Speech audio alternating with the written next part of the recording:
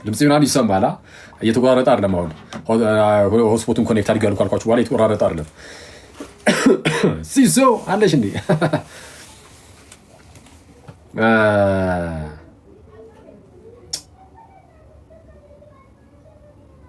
እሺ ምንድን ነው? ቆይ እስኪ ፊት ለፊት ላይ ብፈልግ አጠዋለሁ። እስኪ ቪዲዮ ካለ ላኩልኝ ወይ ለምን አብረን አልሰማሁም? በአጭሩ ያው ሀሳቡ ምንድነው እንትን ነው ያልሞተን ሰው ሞቷል ብሎ መናገር ብቻ አይደለም። አክቹዋሊ ማለት የሆነ ዲያቆን ወንድም ነበረኝ ምናምን ነው ያለው ወንድማችን ኤርሚያስ ተናገር እውነቱን በሚል ስም ራሱን የሚጠራ ወንድማችን ይህንን ከሰማሁ በኋላ መልከጥፉን በስም ይደግፉ የሚባል ነገር አለ። መልከጥፉን በስም ይደግፉ አደገኛ ቀጣፊውን ሰውዬ ተናገር እውነቱን ብለህ ስጠራው ማለት ነው። አደገኛ የምጽት አነጋገርም ይመስላል።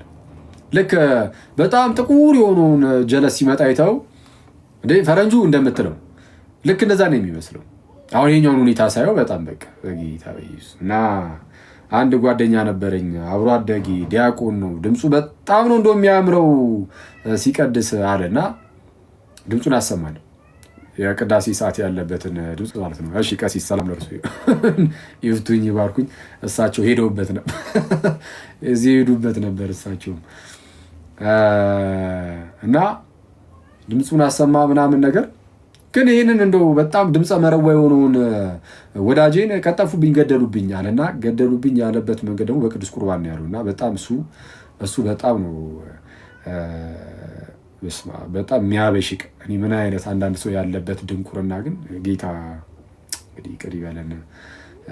ግን በጣም በቃ ክርስቶስን በጣም አንዳንድ ሰው በጣም አደገኛ እኔ ቅዱስ ቁርባንን ሰው እንዲጠላ ማለት ቅዱስ ቁርባንን ሰው እንዲጠላ የሚሄዱበት ርቀት አንዳንዴ በጣም ነው የሚያስገርመኝ።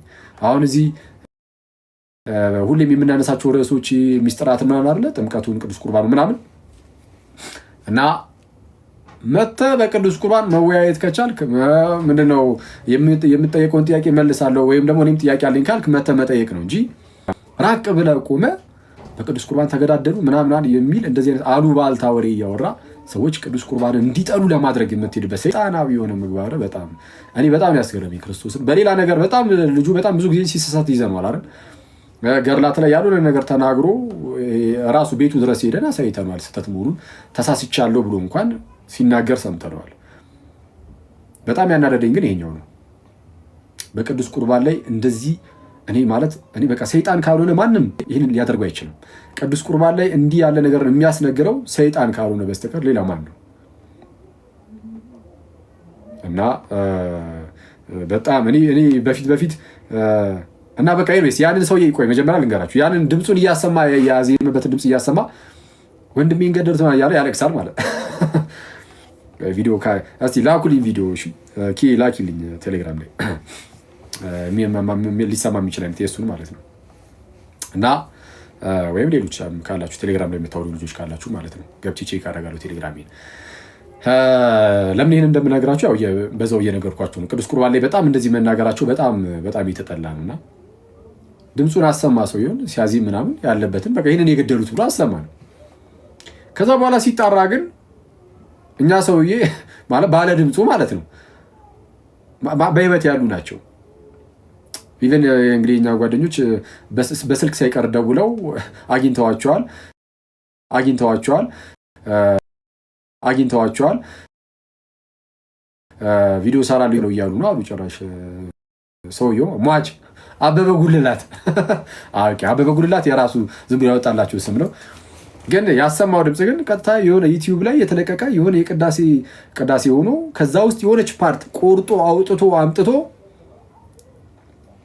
ወንድሜ ላከልኝ ቆይ አንዴ ይኸውስ ድምፁን ላሰማችሁ ብሎ አሰማ ማለት ነው።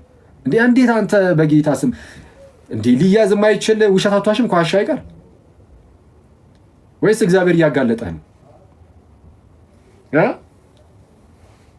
እግዚአብሔር እያጋለጠህ ነው? ምናልባት መንፈስ ቅዱስ ሊሆን ይችላል። ባይዚ በቅዱስ ቁርባን ላይ እኔ ጥንት ላይ በቅዱስ ቁርባን ላይ እንደው ሳይገባቸው ቅዱስ ቁርባንን የሚቀበሉ ሰዎችን ሳይገባቸው አንወርዚ በሆነ ማነር ምናምን ሄደው የሚቀበሉ ሰዎችን መንፈስ ቅዱስ ሲገድላቸው አይተናል። ጌታ እግዚአብሔር አምላክ ገድሏቸው ነበርና ምናልባት አንተም ለቅዱስ ቁርባን ጠላት ስለሆንክ በተዘዋዋሪ የኢየሱስ ጠላት ማለት ነው የምትሆኑ። በነገራችን ላይ ከትልቅ ይቅርታ ጋር የቅዱስ ቁርባን ጠላት የሆነ ሰው የጌታ ኢየሱስ ጠላት ነው የሚሆነው እና ለዛ እንግዲህ መንፈስ ቅዱስ አጋልጦ ከሆነ ማላቅም ከሆነ ማለት ነው። ያም ሆነ ግን በቅዱስ ቁርባን ይገዳደላሉ ከተባለ እናንተ ለቅዱስ ቁርባን የምትስሉ ለቅዱስ ቁርባን ያላችሁ ምልከታ እየቀነሰ አይሄድም? የሆነ እንደዚህ ይደረጋል ለቅዱስ ቁርባን ምናምን እንድትሉ ኃይሉን እንድትጠራጠሩት የሚያደርግ እንደዚህ አጋንንታዊ የሆነ በጣም ሰይጣናዊ የሆነ ንግግርን ሰው እንደዚህ ሊናገር ይችላል። እና ማለት ባልተፈጠረ ነገር አንዳንዱ ይመጣና እኔ አሁን በጌታ በኢየሱስም ትዝተው የተባለ ደግሞ ሌላ ልጅ ምን ብሎ ሲናገር ሰምቻለሁ። ጥፍራቸው ውስጥ እኔ በጣም ነው የሚገርመኝ እግዚአብሔር እንዴ ጥፍር ውስጥ መርዝ ይዞ ገብቶ አለ ካህኑ። ኢማጂን ጥፍርህ ውስጥ ማለት ነው መርዝ አድርጎ ቅዱስ ቁርባን ከመርዙ ጋር አድርጎ ሰጠና የአይጥ መርዝ አድርጎ ተገዳደሉ ምናምን። ጥፍር ውስጥ መርዝ አድርጎ ሲሰጠው ማለት ነው። ምንድን ነው ማለት ለጥፍር መቁረጫ ምን የሚያቀብለው? ምን ጥፍር ውስጥ መርዝ አድርጎ እንዲህ? አረ በቅዱስ ሚካኤል ተውን በጌታ ስም። ምን አይነት እነዚህ በጌታ እኔ ክርስቶስን እኔ አረ በኢየሱስ ስም እኔ አንዳንድ ሰው እኔ በኢየሱስ ቀጥታ እንዴት ሰይጣን ይሰራበታል?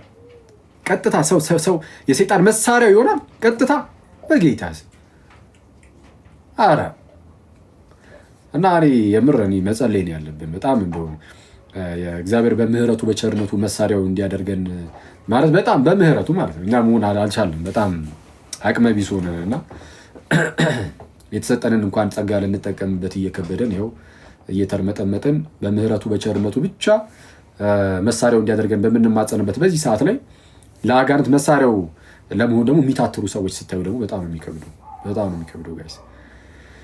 እና ቅዱስ ቁርባን ላይ ሰይጣን እንደዚህ ይነሳሳል እና በጣም ጥንቃቄ ይፈልጋል።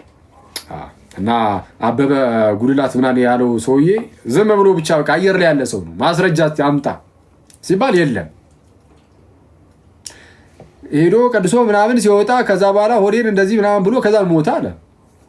የምር አሁን እንደዚህ ታሪክ ተፈጥሮ ቢሆን ራሱ በቅዱስ ቁርባን ላይ መርዝ ተደርጎ ተሰጥቶት ነው የሞተው ይባላል? በጌታ ስም ማን ያለው እንዴ? ስለሞተ ለምን ያንን ነገር መረጥም? ቀስፎት ቢሆንስ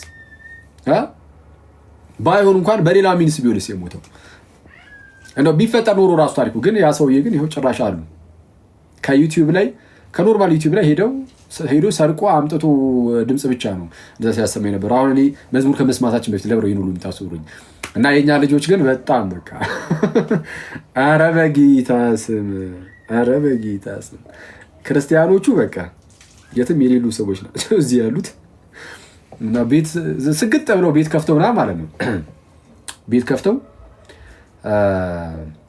የሻማ ሰው ሲሞት በጥቁር ምናምን አድርገው ሻማ የሚያበሩት የሉ እና ሻማ አብርተው ምናምን ነገር ሰገጥ ብለው ሙሉ ገዝቱ ሞልተውት ቅውጥ አድርገው ያለቅሳሉ ማለት ነው። ኧረ እረፉ እግዚአብሔር። ኧረ በጌታ ስም እና አበበ ማን ነው? አሁን ስጠሩ አልነበር እንዴ? አበበ ማን ነበር ጋይስ? አበበ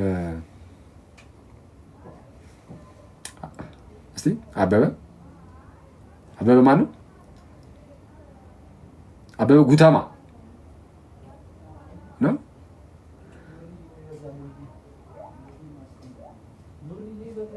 አበበ ጉላት ነው እንዴ? አበበ ጉተማ መስሎ። እሺ አበበ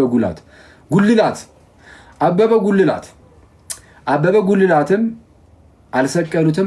ማን ነው አበበ ጉልላት? አልሰቀሉትም የሚለው ማለት ነው። አበበ ጉልላትን አልመረዙትም፣ አልገደሉትም፣ ግን ተመሰለባቸው ብሎ መጡ ማለት ነው። አቡ ክርስቲያኖች ግን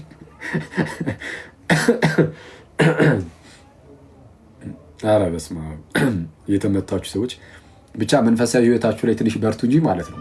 ይሄ ጭዊው ምናምን ያበደ የምር ማለት ሌላ ሰውን ምናምን እንዳትሳደቡ ምናምን አንሳደብ። እንደዚህ አይነት የውሸት ሰይጣናዊ ነገሮችን ማጋለጥ ምንም ችግር የለውም። አጋልጡ በፈለጋችሁት መንገድ ብቻ ሌላ የሆነ ጫፍ ሳትነኩ ፍትት በሉ ምናምን እና የሆነ መንፈሳዊ ነገራችሁ ላይ ስሩ እንጂ ይሄ ጭዌው ምናምን በቃ እኔ ተመቸት። ቀጥሉበት። አበበ ጉልላትን አልመረዙትም አልገደው ግን ተመሰለባቸው ለእነርሱ። እሺ አንዴ እስኪ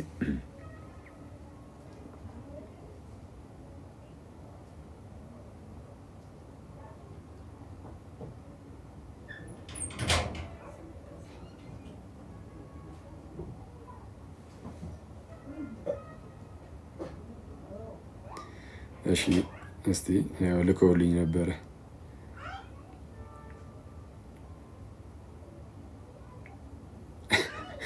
የኛ ልጆች ቢሰሩትን ማለት ነው። የኛ ልጆች ቢሰሩትን ማለት ነው።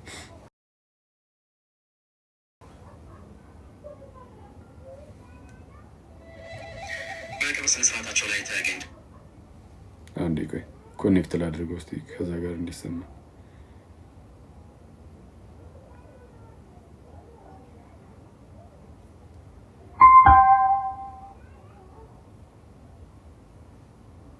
እንዴ ደግሞ እንዴት እንደሚያለቅስ በጌታ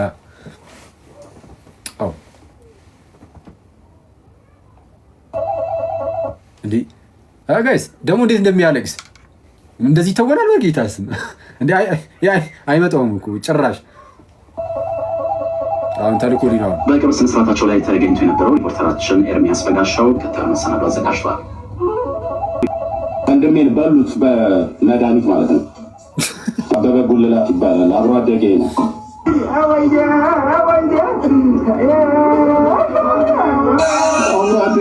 አብሮ አደጌ ነው። ወንድሞቼ ናቶቼ ወንድሞቼ አብሮ አደጌ አብረን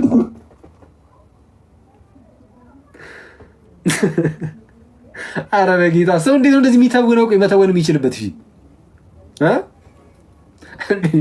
አረ ሰውየው አለ እያለ ነው። በስልክ ሳይቀር አውርተውታል። በዚህ እነን ወንድሞች እነ ባሮጌ ምናምን በስልክ ሳይቀር አውርተውታል። ሰውየው ማለት አሁን ቀሲስ ናቸው። አክቹዋሊ ቀሲስ ናቸው እና በፊት ያውቁ ነበሩ። አሁን ቀሲስ ሆኖ ምናምን እያገለገሉ ነው እና መልስ ሰጥበታለሁ ብለዋል ምናምን እያሉ ነበር። እንዴት ነው ሰው እንደዚህ በውሸት ሊያለቅስ የሚችለው? እኔ በፊት ይሄንን ወንድም ሳስበው ማለት ነው ምን ነበር የሚሰማኝ? በቃ እንደው የለም የሆነ የተወሰነ ውስጡ ጥሩ ሰው አይነት ነገር ሰው ሆኖ ግን የተሳሳተ በቃ በስተቱ ወድቆ ግን ውስጡ ግን ጥሩ አይነት ሰው ነበር የሚመስለኝ ክርስቶስን እና አሁን ይህንን ሳይ ግን በጌታ ስም እንዴት ቤተክርስቲያንን እንደሚጠሉ እንዴት ቤተክርስቲያን እንደሚጠሉ እንዴት ሰይጣን እንዴት እንደሚጠቀም በሰዎች ነው ያሳየኝና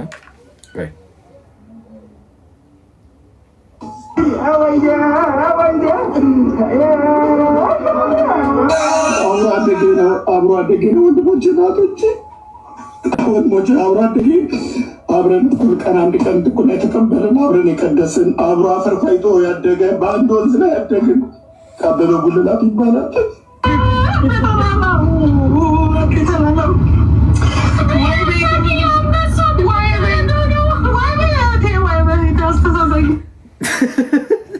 ባይዜ እንደዚህ የሚያለቅሱት የኛ ልጆች ናቸው የተመቱ። አረፍቱ አሁን ከዛ ቤት ኤርሚያስ ነበር። ከአሁን በኋላ ቀለም ቢል ጥሩ ነው ሰውዬ እና እሱ መጀመሪያ ሲያለቅስ ነበረ።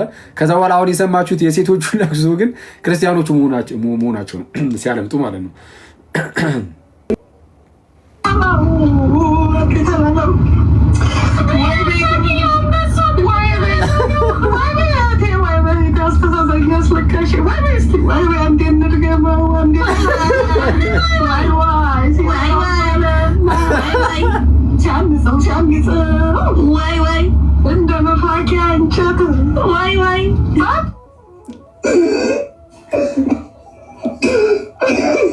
ይሄ ራሱ አብሮ አደጌ ሳልቀብረው ወንድሜን ነግሬዋለሁ። አንተ እኔ ራሱ ሊያሳምን ነው የምር። ይሄ ሰው ያለቃቀሱ እኮ የምርም የሆነ ሰው የሞተ መሰለኝ። እኔ ሊያሳምን ነው እንደዚሁ ውሸቱን እያጋለጥ ነው። እሺ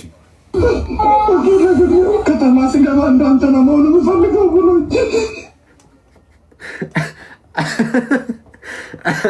ኧረ ሰው ሙድ ይዛ ከተማ ስገባ እንዳንተ ነው መሆኑ የምፈልገው ብሎኝ እንደኔ ሳይሆን ቀረ ነው ሞተ።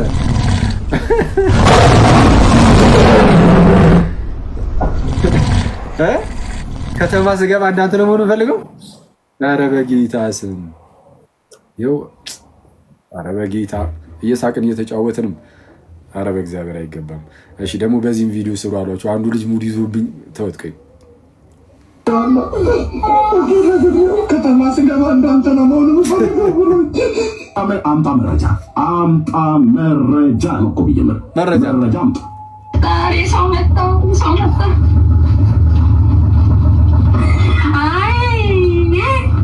ተጋድሞ እናንተ እዚህ ትጋደማላችሁ። አራርማችሁን አውጡ። በስመ አብ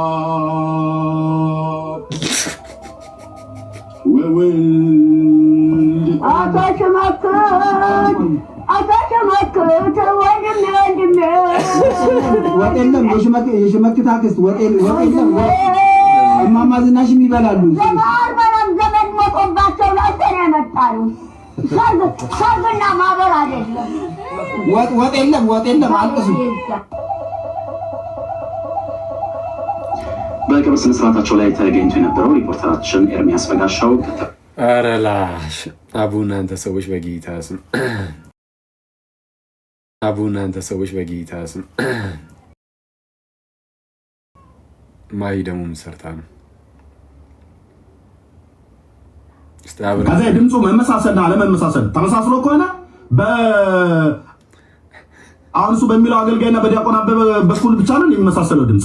ራሱ በኩሉ ድምፄ ከሌላ ቄስ ጋር ይመሳሰላል ብሎ የተናገረውን ቪዲዮ አለ እዛ። ያንተ ከሌላ ጋር ከተመሳሰለ የአበበ ከዚህኛው ወንድም ጋር የዚህኛው ወንድም ከዛኛው ወንድም ጋር አይመሳሰልም? ይመሳሰላል። እንደዚህ ማስተባበያ መሰጣም በጌታ ስም። ኧረ እዚህ ጋር ጩቤ ስሙ ጋይስ። በጣም ይቅርታ ክርስቶስ።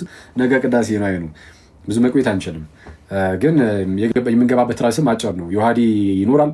ከዮሐዲ ጋር ለተወሰነች ደቂቃ ዛሬ ቪዲዮ የሰራሁበት ላይ ያለን መዝሙር ራሱ አልሰማንም ገና እስካሁን። በነገራችን ላይ ገና ከመግባቴ በእንደዚህ ነገር ይጠምዱኛል። ከዛ በኋላ ደግሞ ኧረ አንድ ሙስሊም ወንድምም ኡስታዝም በጣም አደገኛ ነገር እየነገረን ነው። ድምፁ መመሳሰል የጉቹ ጩቤ እንሄድበታለን፣ ግን ቆይ በትንሹ ከዛ ድምፁ መመሳሰልና አለመመሳሰል ተመሳስሎ ከሆነ አሁን እሱ በሚለው አገልጋይና በዲያቆን አበበ በኩል ብቻ ነው የሚመሳሰለው ድምፅ። ራሱ በኩሉ ድምፄ ከሌላ ቄስ ጋር ይመሳሰላል ብሎ የተናገረውን ቪዲዮ አለ እዛ ጋር። ያንተ ከሌላ ጋር ከተመሳሰለ የአበበ ከዚህኛው ወንድም ጋር የዚህኛው ወንድም ከዛኛው ወንድም ጋር አይመሳሰልም? ይመሳሰላል።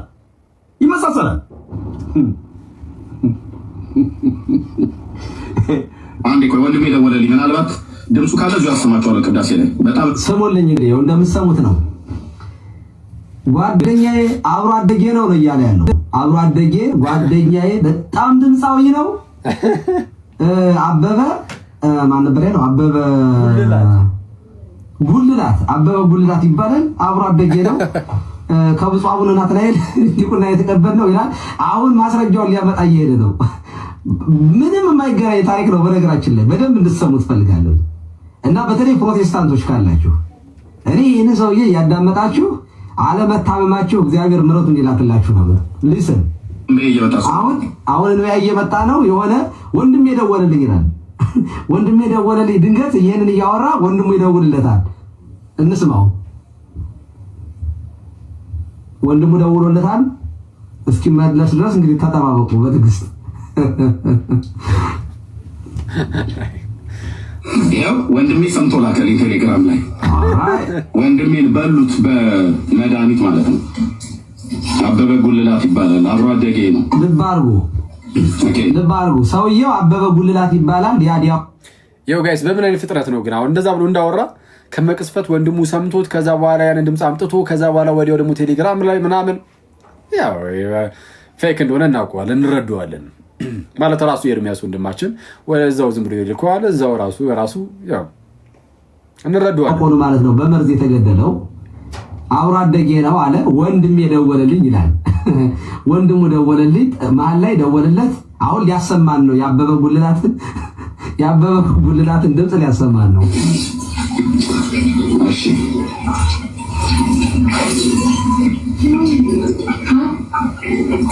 እንዴት ውስጤ እንደተረበሸ ልነግራችሁ አልችልም። አብሬው ቀደስኩ፣ አብረን ቆምን። ስሙት፣ የሱ ድምፅ ነው።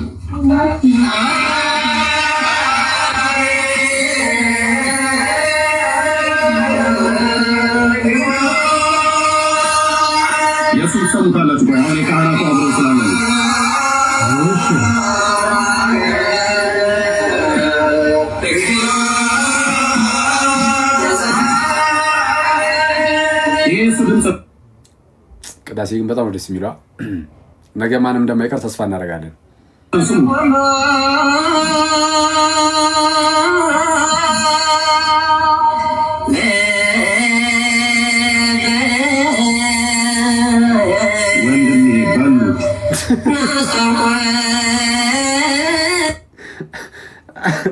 እያሰማ ማለት ወንድሜን በሉት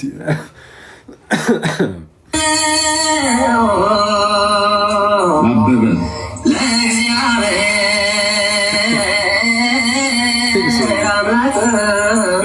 አብሮ አደጌ ነው።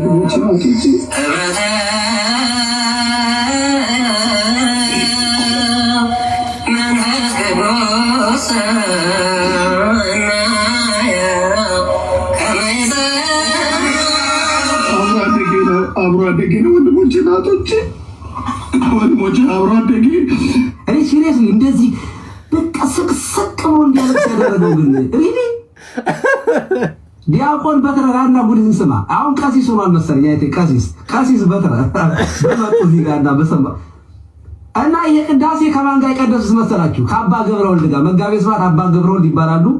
ከኔ ጋር አብረን አሁን አዲስ ኪዳን አብረን እንማራለን። አባ ገብረወልድ የላስ ቬጋስ ኪዳነ ምሕረት አባት ናቸው። ቆይ ላሳያችሁ። በነገራችን ላይ በደንብ ስሙት። ይሄን ቆይ ላሳያችሁ። ይሄ ቅዳሴ የት ላይ እንዳለ ላሳያችሁ። ቅዳሴው ዩቲዩብ ላይ ላሳያችሁ። ከየት እንደወሰደው ማለት ነው። 1 ሰከንድ። ወይ ጉድ! ወይ ስላሴ! ወይ ሰው በዚህ ደረጃ በሽተኛ ይሆናል። አቸው እዚህ ጋር ታዩታላችሁ አይደለ? እዚህ ጋር ጽሁፉ ያው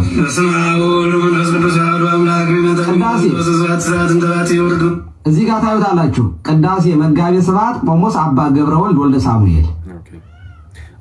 ይሄ ቅዳሴ በስቱዲዮ የተቀረጸ ነው። ኦኬ አዎ ከማን ጋር ከዲያቆን በትረ ጋር ድምፁን አሰማችኋለሁ። ኤርሚያስ ያሰማው የነበረውን ድምፅና ይሄንን አሰማችኋለሁ።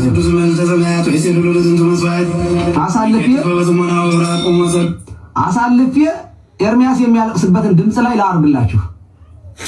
ኤርሚያስ የሚያለቅስበት ድምፅ ማለት ነው።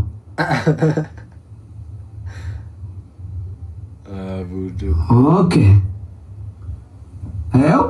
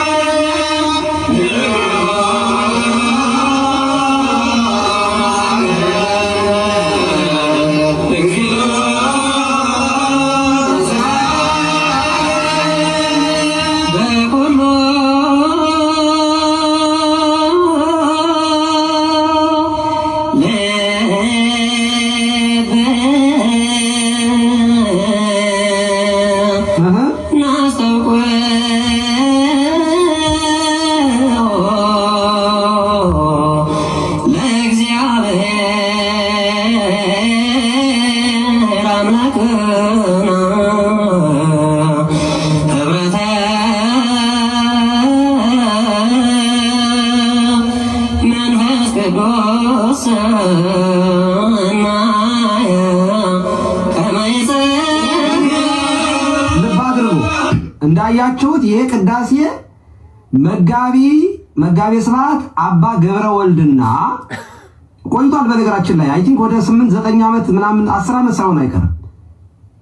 እና ዲያቆን በትረ አሁን ቀሲስ ሆኗል። የአዲስ አበባ የዮሐንስ ወልደ ነጎድጓድ ዲያቆን ቀዳሽ፣ በጣም ምርጥ ዲያቆን ነው። በነገራችን ላይ ይሄንን ሰውዬ ቀለም የምን እያለ ነበረ?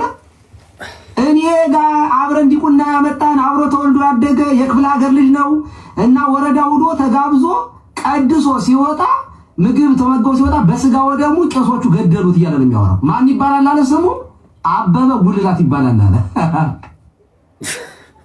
አለቀ። እና ወዳጃችን ግን ምን አለ? ይህን ነገር ልክ ሲወጣበት ወንድማችን ኤርሚያስ ያስተባበር ማስተባበያ ከዛ ድምፁ መመሳሰልና አለመመሳሰል ተመሳስሎ ከሆነ አሁን እሱ በሚለው አገልጋይና በዲያቆን አበበ በኩል ብቻ ነው የሚመሳሰለው ድምጽ። ራሱ ዲ በኩል ድምጼ ከሌላ ቄስ ጋር ይመሳሰላል ብሎ የተናገረውን ቪዲዮ አለ። የድምጽ መመሳሰል ያንተ ከሌላ ጋር ከተመሳሰለ ያበበ ከዚህኛው ወንድም ጋር የዚህኛው ወንድም ከዛኛው ወንድም ጋር አይመሳሰልም እንዴ? ይመሳሰላል።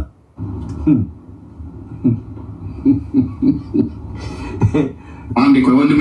እሺ ማለት ልክ አሁን ወጥቶ ሲያሳዩት እንደዚህ ማለት ነው።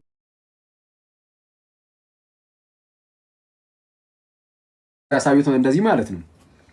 አይ በቃ የኚህ ድምፅ እንደው እኔ ካልኩት ጋር ተመሳስሎብኝ ነው ሀሳቡ ተመሳስሎብኝ ነው። አሁን እኚህ ዩቲዩብ ላይ የተለቀቀው አሁን ያሰማኋችሁ እንደው ከወንድሜ አበበ ጋር ከዛ ተመሳስሎብኝ ነው። ባለፈው መቼ ነው? ትናንት ነው? ከትናንት ወዲያ ማታ ነበር ይህን ነገር የነገሩኝና ትናንት ነው አይደለም? ኤኒዌይስ ብቻ ትናንት ወይ ከትናንት ወዲያ ማታ ከነዋዲ ጋር ነበርና ባለፈው ዳህ ጸልሳም ብሏል። አሁን ደግሞ ዳህ ጸግድያ ሊል ነው እያልን ነበርና ይሄ አደገኛ ነው። አሁን ደግሞ እንግዲህ እንደዛ ሊል ማለት ነው። እንግዲህ ዳህ ጸመርዝ ወማ ከተሉ ወማ መረዙ አለ እና ለማንኛውም አበበ ጉልላትን እንደተባለው አልመረዙትም አልገደሉትም፣ ግን ለኤርሚያስ ተመሰለበት፣ ለነሱ ተመሰለባችሁ እና ኤኒዌይስ የዚህን ያህል ጀረስ ለከሄድንበት በቂ ነው። ያን አላስፈላጊ ሆኖም አይደለም እውነቱን ለመናገር ግን ያው በጣም ሁሉም እየሄደበት ስለነበረ ለምን ትንሽ ነገር አልሄድበትም ብዬ ነው ትንሽ ነገር ያልኳችሁ። ሌላ ግን አንድ አለ በዚህ በእስልምናው እንግዲህ የእንትን ትምህርት የገነት ትምህርታቸው አለ። የራሳቸው ትምህርት የራሳቸው ነው። በዚህ አይመለከተንም ማለት በገነት እንደዚህ አይነት ሴቶች አሉ ጉች ጉች ያለጡት ያላቸው ምናምን የሚለው እንደዚህ አይነት ነገር አለ አይደል? እሱ የኛ ጉዳይ ነው አይደለም። የራሳቸው ትምህርት የራሳቸው ነው። ግን ከኛ ጋር ግን አነጻጽረን ግን ለማየት እንሞክራለን። እሺ ከኛ ጋር አነጻጽረን ለማየት እንሞክራለን። ለማየት ስንሞክር ባለመሳደብ ሌሎች ሰዎችን ባለመንቀፍ አይደለም። አክቹዋሊ የሚነቀፍ ነገር ካለ ይነቀፋል። የትኛውም ቦታ ቢሆን የሚነቀፍ ነገር ይነቀፋል። ግን ሰዎችን ሆን ተብሎ ኦፌንድ በሚያደርግ ደረጃ በዛ መልኩ እየተሳደብን ማለት አናደርግም። እስልምና ላይ በጣም ጥንቃቄ እናደርጋለን። እሺ ስንሰራ ዮሐዴ ይመጣል። ዮሐዴ ጋር ሆነን እንግዲህ ዮሐዴን እንጠይቋለን። እስልምና ላይ ኤክስፐርት ነው ዮሐዴ። አይ ጥሩ ነው። ያ እንደምታውቁት ዮሐዴ አንዳንድ ነገሮች እናወራለን። ከመቤታችን ጋር ያገናኙትን ነገርም አለ፣ እሱንም እናያለን። ይህንንም እስቲ ለማየት ሞከር። ቪዲዮን አሳያችሁና በጣም እንደው ፓሽኔት ሆኖ ነው የሚናገረው አንድ ኡስታዝ የእስልምና መምህር በገነት ስላለው ነገር ማለት ነው። ስለዚህ እሱን ከኛ ጋር ደግሞ እንደዚህ ነገር የለም። ያለውን ነገር እያነጻጸርን ትንሽ ነገር ለማየት እንሞክራለን የሚያስፈልግ ሆነ ጌታ እስካሁን እንትን ራሱ ሳንሰማ ቀረን። መዝሙር እንኳን ሳንሰማ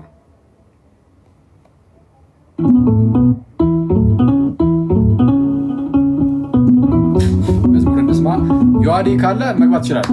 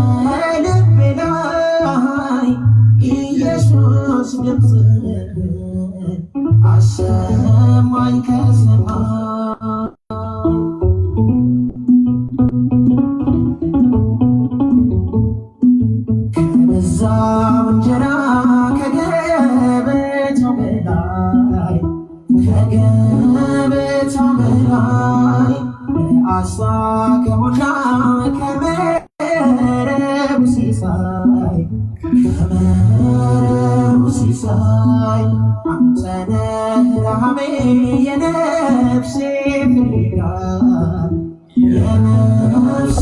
ፍቅር ሸለምከኝ ነፍስህን ሜዳ ሜዳ ተጠማች ነፍሴ ናፍቃህ እንደሆነ የለቅም ዋስትና መድን ካንተ ሌላ የሕይወት ውሃዬ ፍሰስ በልቤ ላይ ኢየሱስ ድምፅህን አሰማኝ ከሰማይ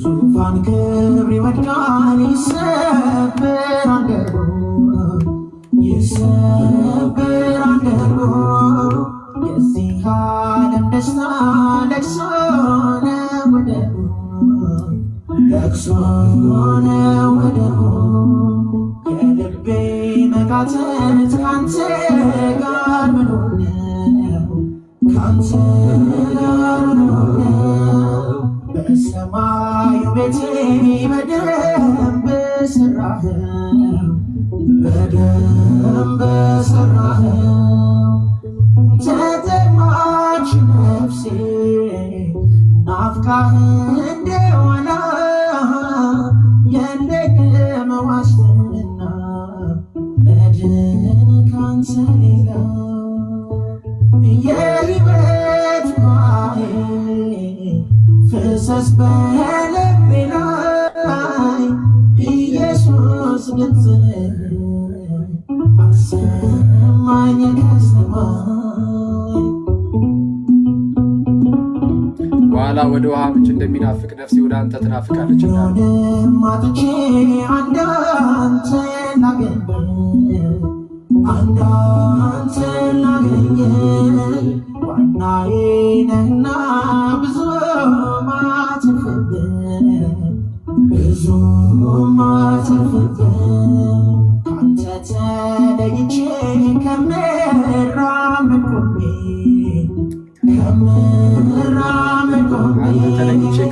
ቆሜ እነሳለሁ በሞት ስምህን ተሸክሜ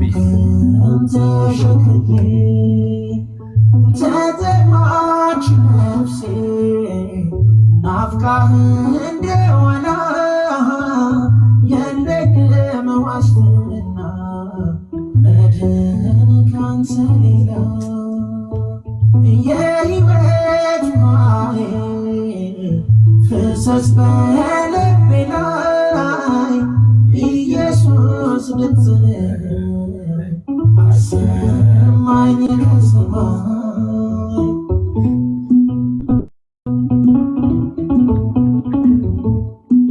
የሾህ ዘውድ የደፋ የፍቅር ንጉሴ የፍቅር ንጉሴ የአገልግሎቴ ራስ ሽልማት ሞገሴ ሽልማት ሞገሴ አሜን ጌታ ኢየሱስ ናለኝ ልሃለው ናለኝ ልሃለው ገና በሰማያት ዘምርልሃለው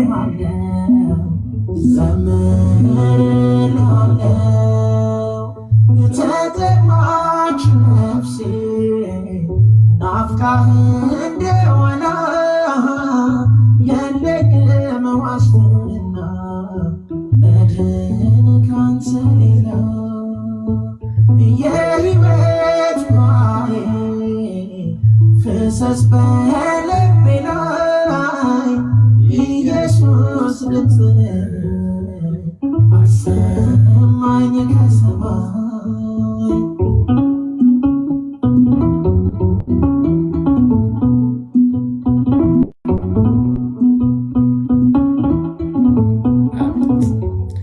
በጣም ደስ የሚል መዝሙር ነው እና እስቲ ቼክ እያደረኩኝ እንቀጥላለን። እሺ ዮሐዲ ሰላም ላንተ ይሁን፣ እንኳን ደህና መጣ። ሰላም ላንተ ይሁን አኬ፣ እንዴት አመሸህ? እንዴት ዋልክ? ሁላችሁም እንዴት ዋላችሁ? ታችም ያላችሁ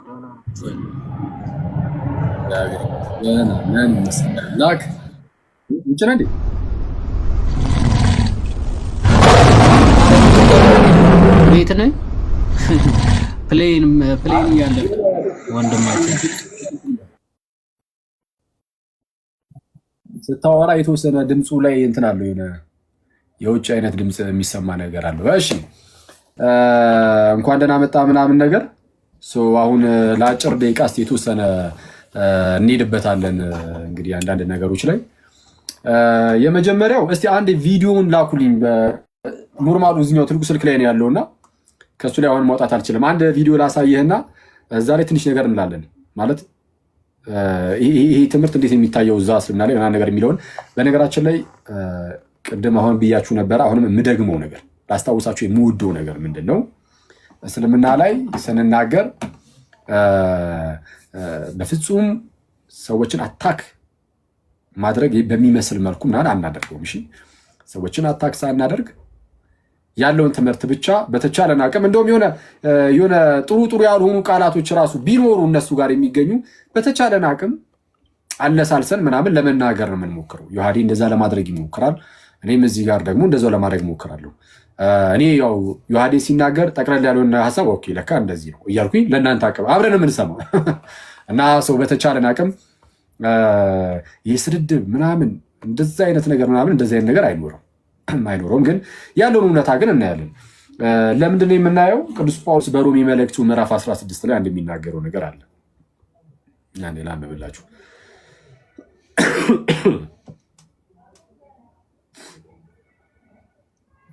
እሺ እንግዲህ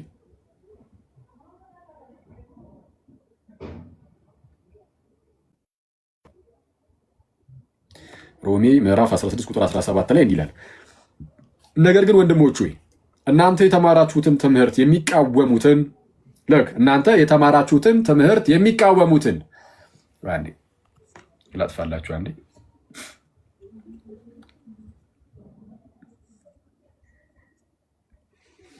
እሺ እናንተ የተማራችሁትን ትምህርት የሚቃወሙትን መለያየትንና ማሰናከያ የሚያደርጉትን ሰዎች እንድትመለከቱ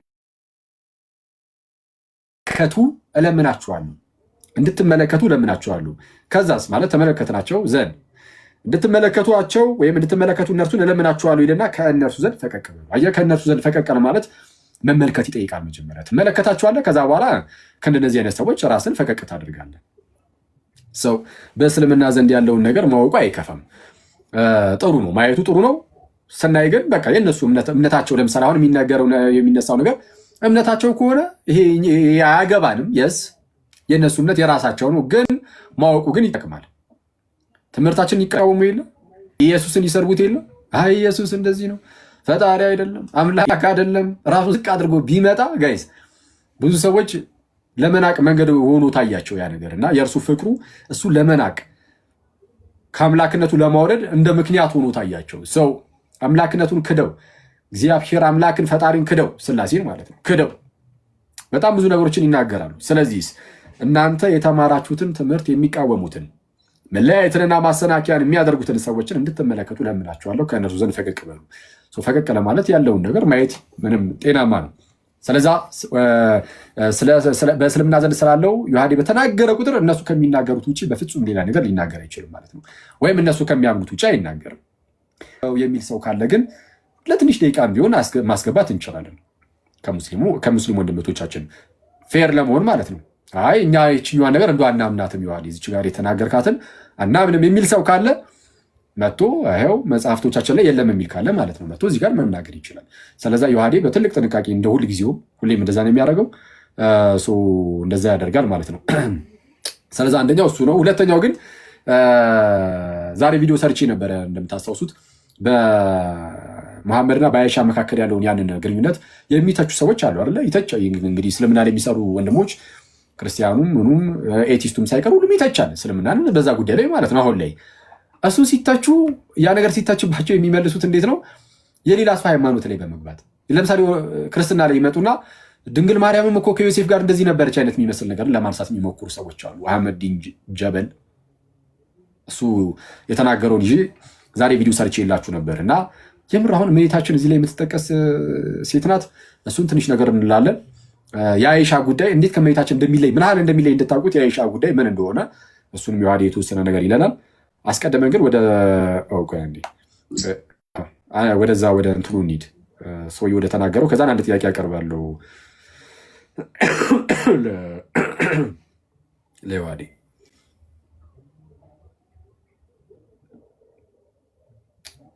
አይ እሺ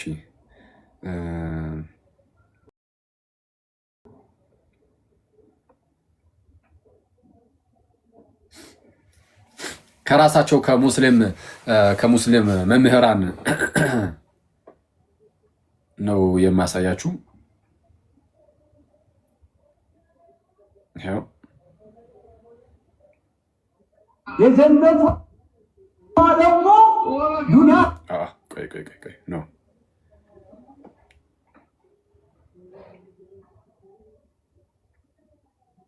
እስቲ ቆይ ሰላም ጋይስ እኔ ተው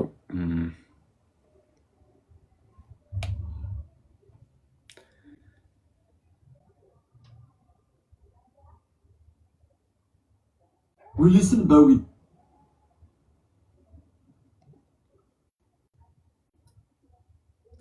እንትን ያለው የለም። ይሄ ድምፅ አብሩት የሳቅ ድምፅ ምናምን የሌለው ቪዲዮውኑ የሳቅ ድምፅ የሌለው አብሩት።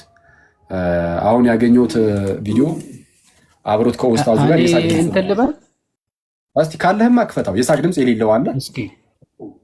አይ ቲንክ ይሄኛው ያለው አይመስለኝም። ቆይ አንዴ እስኪ አንዴ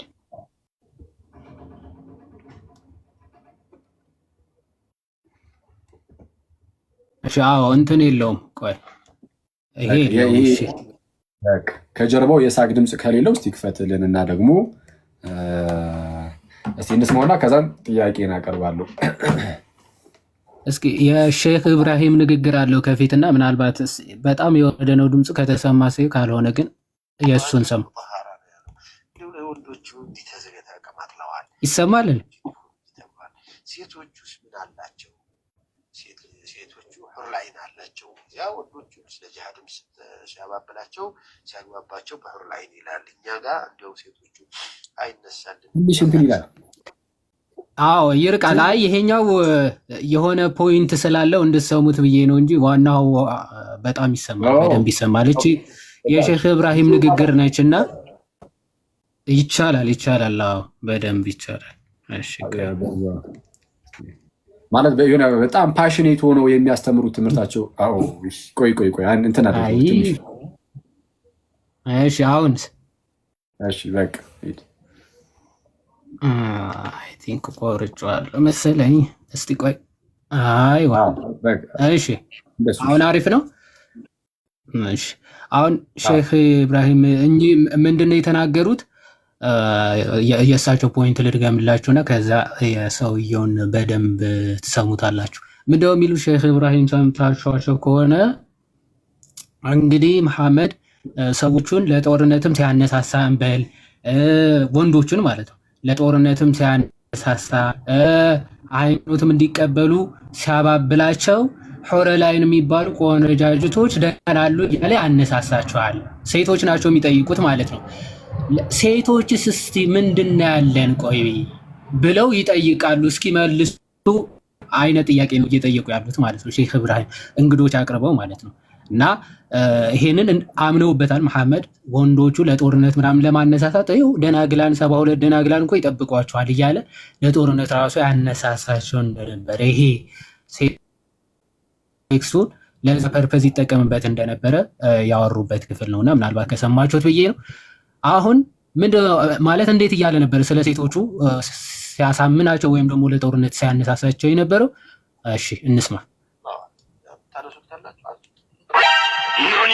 ለጀነት ሰዎች አላቸው፣ ጡታቸው ጉጅ ያሉ ሴቶች አላቸው አለ አላህ።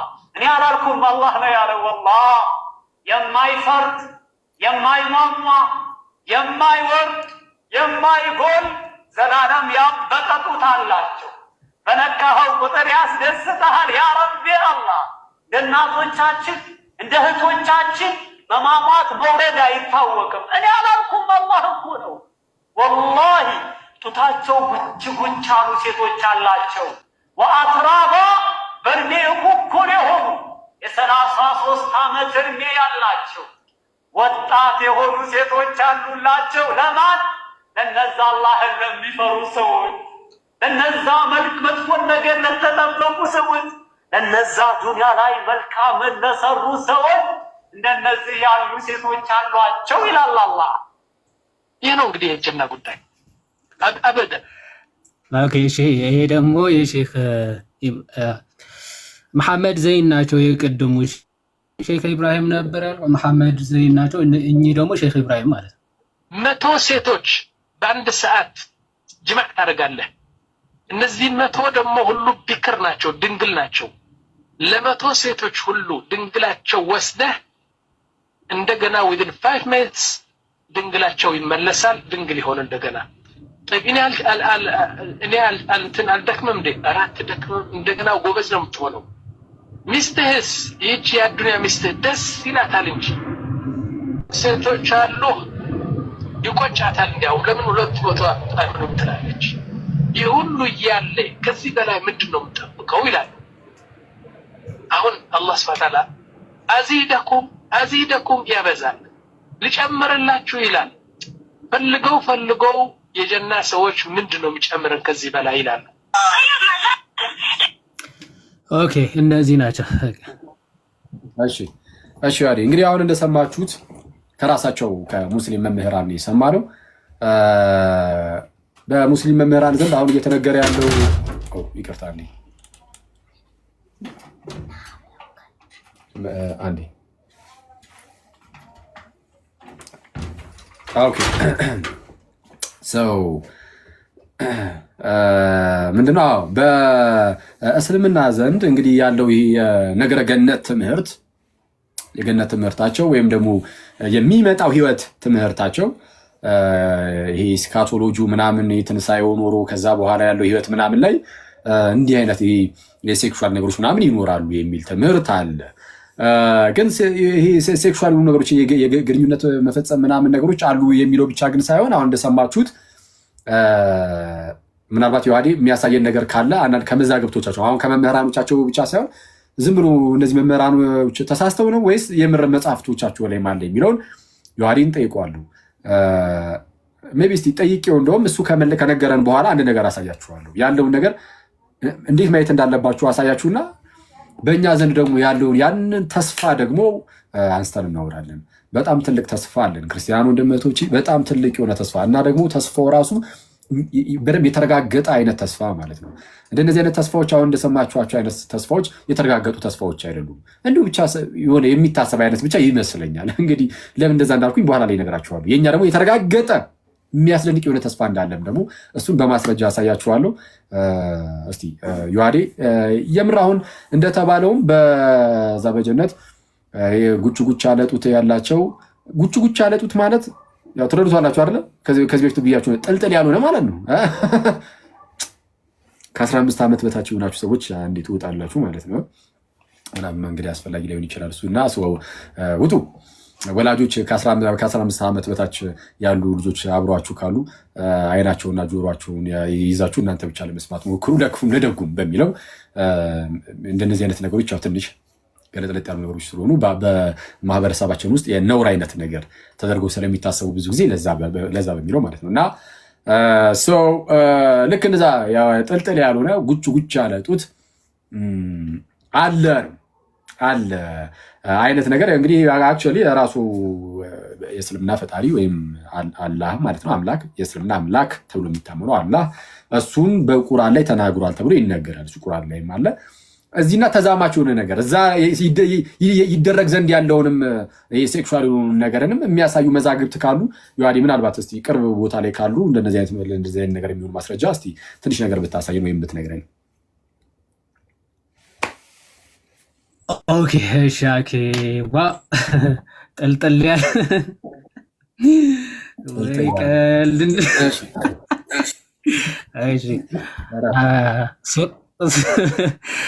እሺ ያ አዎ ተስፋቸው ስለሆነ በእርግጥ ይህንን ትምህርት አንዳንዶቹ በዚህ ይህን ያክል በቃ አሉ የሚባሉ ሼኾች ኡስታዞች ምናምን በሚገባ የሚያምኑትና ተስፋ የሚያደርጉት ትምህርታቸው ነው። በቃ እስካቶሎጂ ከተባለ እስልምና ዋና ኢንቴንሽናቸውና ተስፋቸው ይሄ ስለሆነ በስፋት የሚያስተምሩት ስለ ሴቶቹ ነውና ከቁርአን ጀምሮ ይሄንን ታሪክ በሚገባ አለ። እሱን ምናልባት ከተቆራረጠ ምልክት አሳየን። እሺ አኪ የሚቆራረጥ አይነት ከሆነ እሺ። ሱረቱል አርህማን ከዚህን ጀምር ሱራ 55 አያ 56 ላይ እንዲህ ይላል። ስለ ሴቶቹ ሲናገር በውስጣቸው ከበፊታቸው ይላል፣ ከበፊታቸው ከባሎቻቸው በፊት ማለት ነው ሰውም ሆነ ጅኒ ያልገሰሳቸው አይኖቻቸው በባሎቻቸው አሳጣሪዎች የሆኑ ሴቶች አሉላቸው ይላል። ኦኬ ከባላቸው በፊት ገነት ገብቶ ግንኙነት ከሚያደርጋቸው ከባላቸው ከሱ በፊት ጅኒም ጋኔንም ቢሆን ሰው ያልገሰሳቸው ማለት ድንግልናቸውን ያልወሰደው ማለት ድንግልናቸውን ያልተወሰደ ሴቶች አሉላቸው ይላል። ከዛ ባላቸው ሄዶ እዛ ምን የሚያደርገው ማለት ነው ድንግልናቸው የሚወስደው። የትኛውን ኮሜንታሪ ሄዳችሁ ብትመለከቱ አይኖቻቸው አሳጣሪዎች ማለት ባላቸው ብቻ ነው ቆንጆ መስሎ የሚታያቸው። ገነት ካሉ ወንዶች ሁሉ በቃ ከሱ ውጭ ቆንጆ መስሎ የሚታያቸው በጭራሽ የለም። እና ማንም ደግሞ ጋኔንም ይሁን ሰውም ይሁን አልተገናኛቸው። በዚህ አጋጣሚ ሙፈሲሮቻቸው ይሄንን ኢብን ከሲርም ብትመለከቱ በዚህ አጋጣሚ ጋኔኖችም ገነት እንደሚገቡ ማረጋገጫ ነው ይላሉ።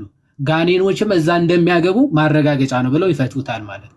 ስለዚህ ጋኔኖች ራሱ ሴክስ እንደሚያደርጉ እና እዛ በገነት ማለት ነው እንደሚጋቡ የሚያሳይ ነው። ሁለተኛ ደግሞ የሰው ሚስት የሆኑ ወይም ደግሞ እነዛ ቆነጃጅት የሆኑ የገነት ሴቶች ሑሪ ባለ ጥቋቁር አይኖች ይላቸዋል ቁርአን ሲገልጻቸው። አይናቸው ጥቋቁር የሆነው ጡቶቻቸውም እናየዋለን በኋላ ላይ። እንደዛ የሆኑ ሴቶች አሉ። ደናግላን ናቸው ደናግላን ናቸው እና ማንም አልነካቸውም፣ ሰውም ጅኒም አልነካቸውም ይላል። ኦኬ የገነት ሰዎች ደግሞ ወደ ገነት ሲገቡ በጣም ቢዚ ይሆናሉ። በሆነ ስራ ቢዚ ይሆናሉ። ያው ሱረቱል ያሲን ሱራ 36-55 ላይ በጣም ቢዚ ይሆናሉ ይላል። የሚታያቸው ከሆነ የገነት ሰዎች ዛሬ በእርግጥ በስራዎች ውስጥ ተደሳቾች ናቸው ይላል አማርኛው። ቢዚዎች ናቸው ነው ትርጉሙ ማለት ነው። በስራዎች ተደሳቾች ናቸው ይላል። የሆነ ስራ እየሰሩ ቢዚ ሆነዋል፣ ተጠምደዋል። ምንድነው ያን ስራ የሚለው ተፍሲራቶቹን እንመለከታለን። እንግሊዘኛው የሚታያቸው ከሆነ አርበሪ ትራንስሌሽን ማለት ነው። የአርበሪ ትራንስሌሽን the inhabitants of paradise today are busy in their rejoices ይላል። የሆነ ስራ እየሰሩ ቢዚ ሆነዋል ይላል። ኦኬ ምንድነው ቢዚ ያደረጋቸው ስራ? ያው ተፍሲር አልጀላለይን የራሳቸው ሙፈሲር ምንድነው ቢዚ የሚያደርጋቸው? በገነት ቢዚ የሚያደርግ ስራ ይኖራል። ምንድነው ያ ስራ የሚለውን ሲያብራራ to what the inhabitants of the fire are suffering ኦኬ ቢዚ ማለት ነው በመሰቃየት ቢዚ እንደሚሆን ሁሉ በሲኦል ያሉ ሰዎች በስቃይ ቢዚ እንደሚሆኑ ሁሉ አለ the delighting in pleasures such as deflowering virgins ይላል።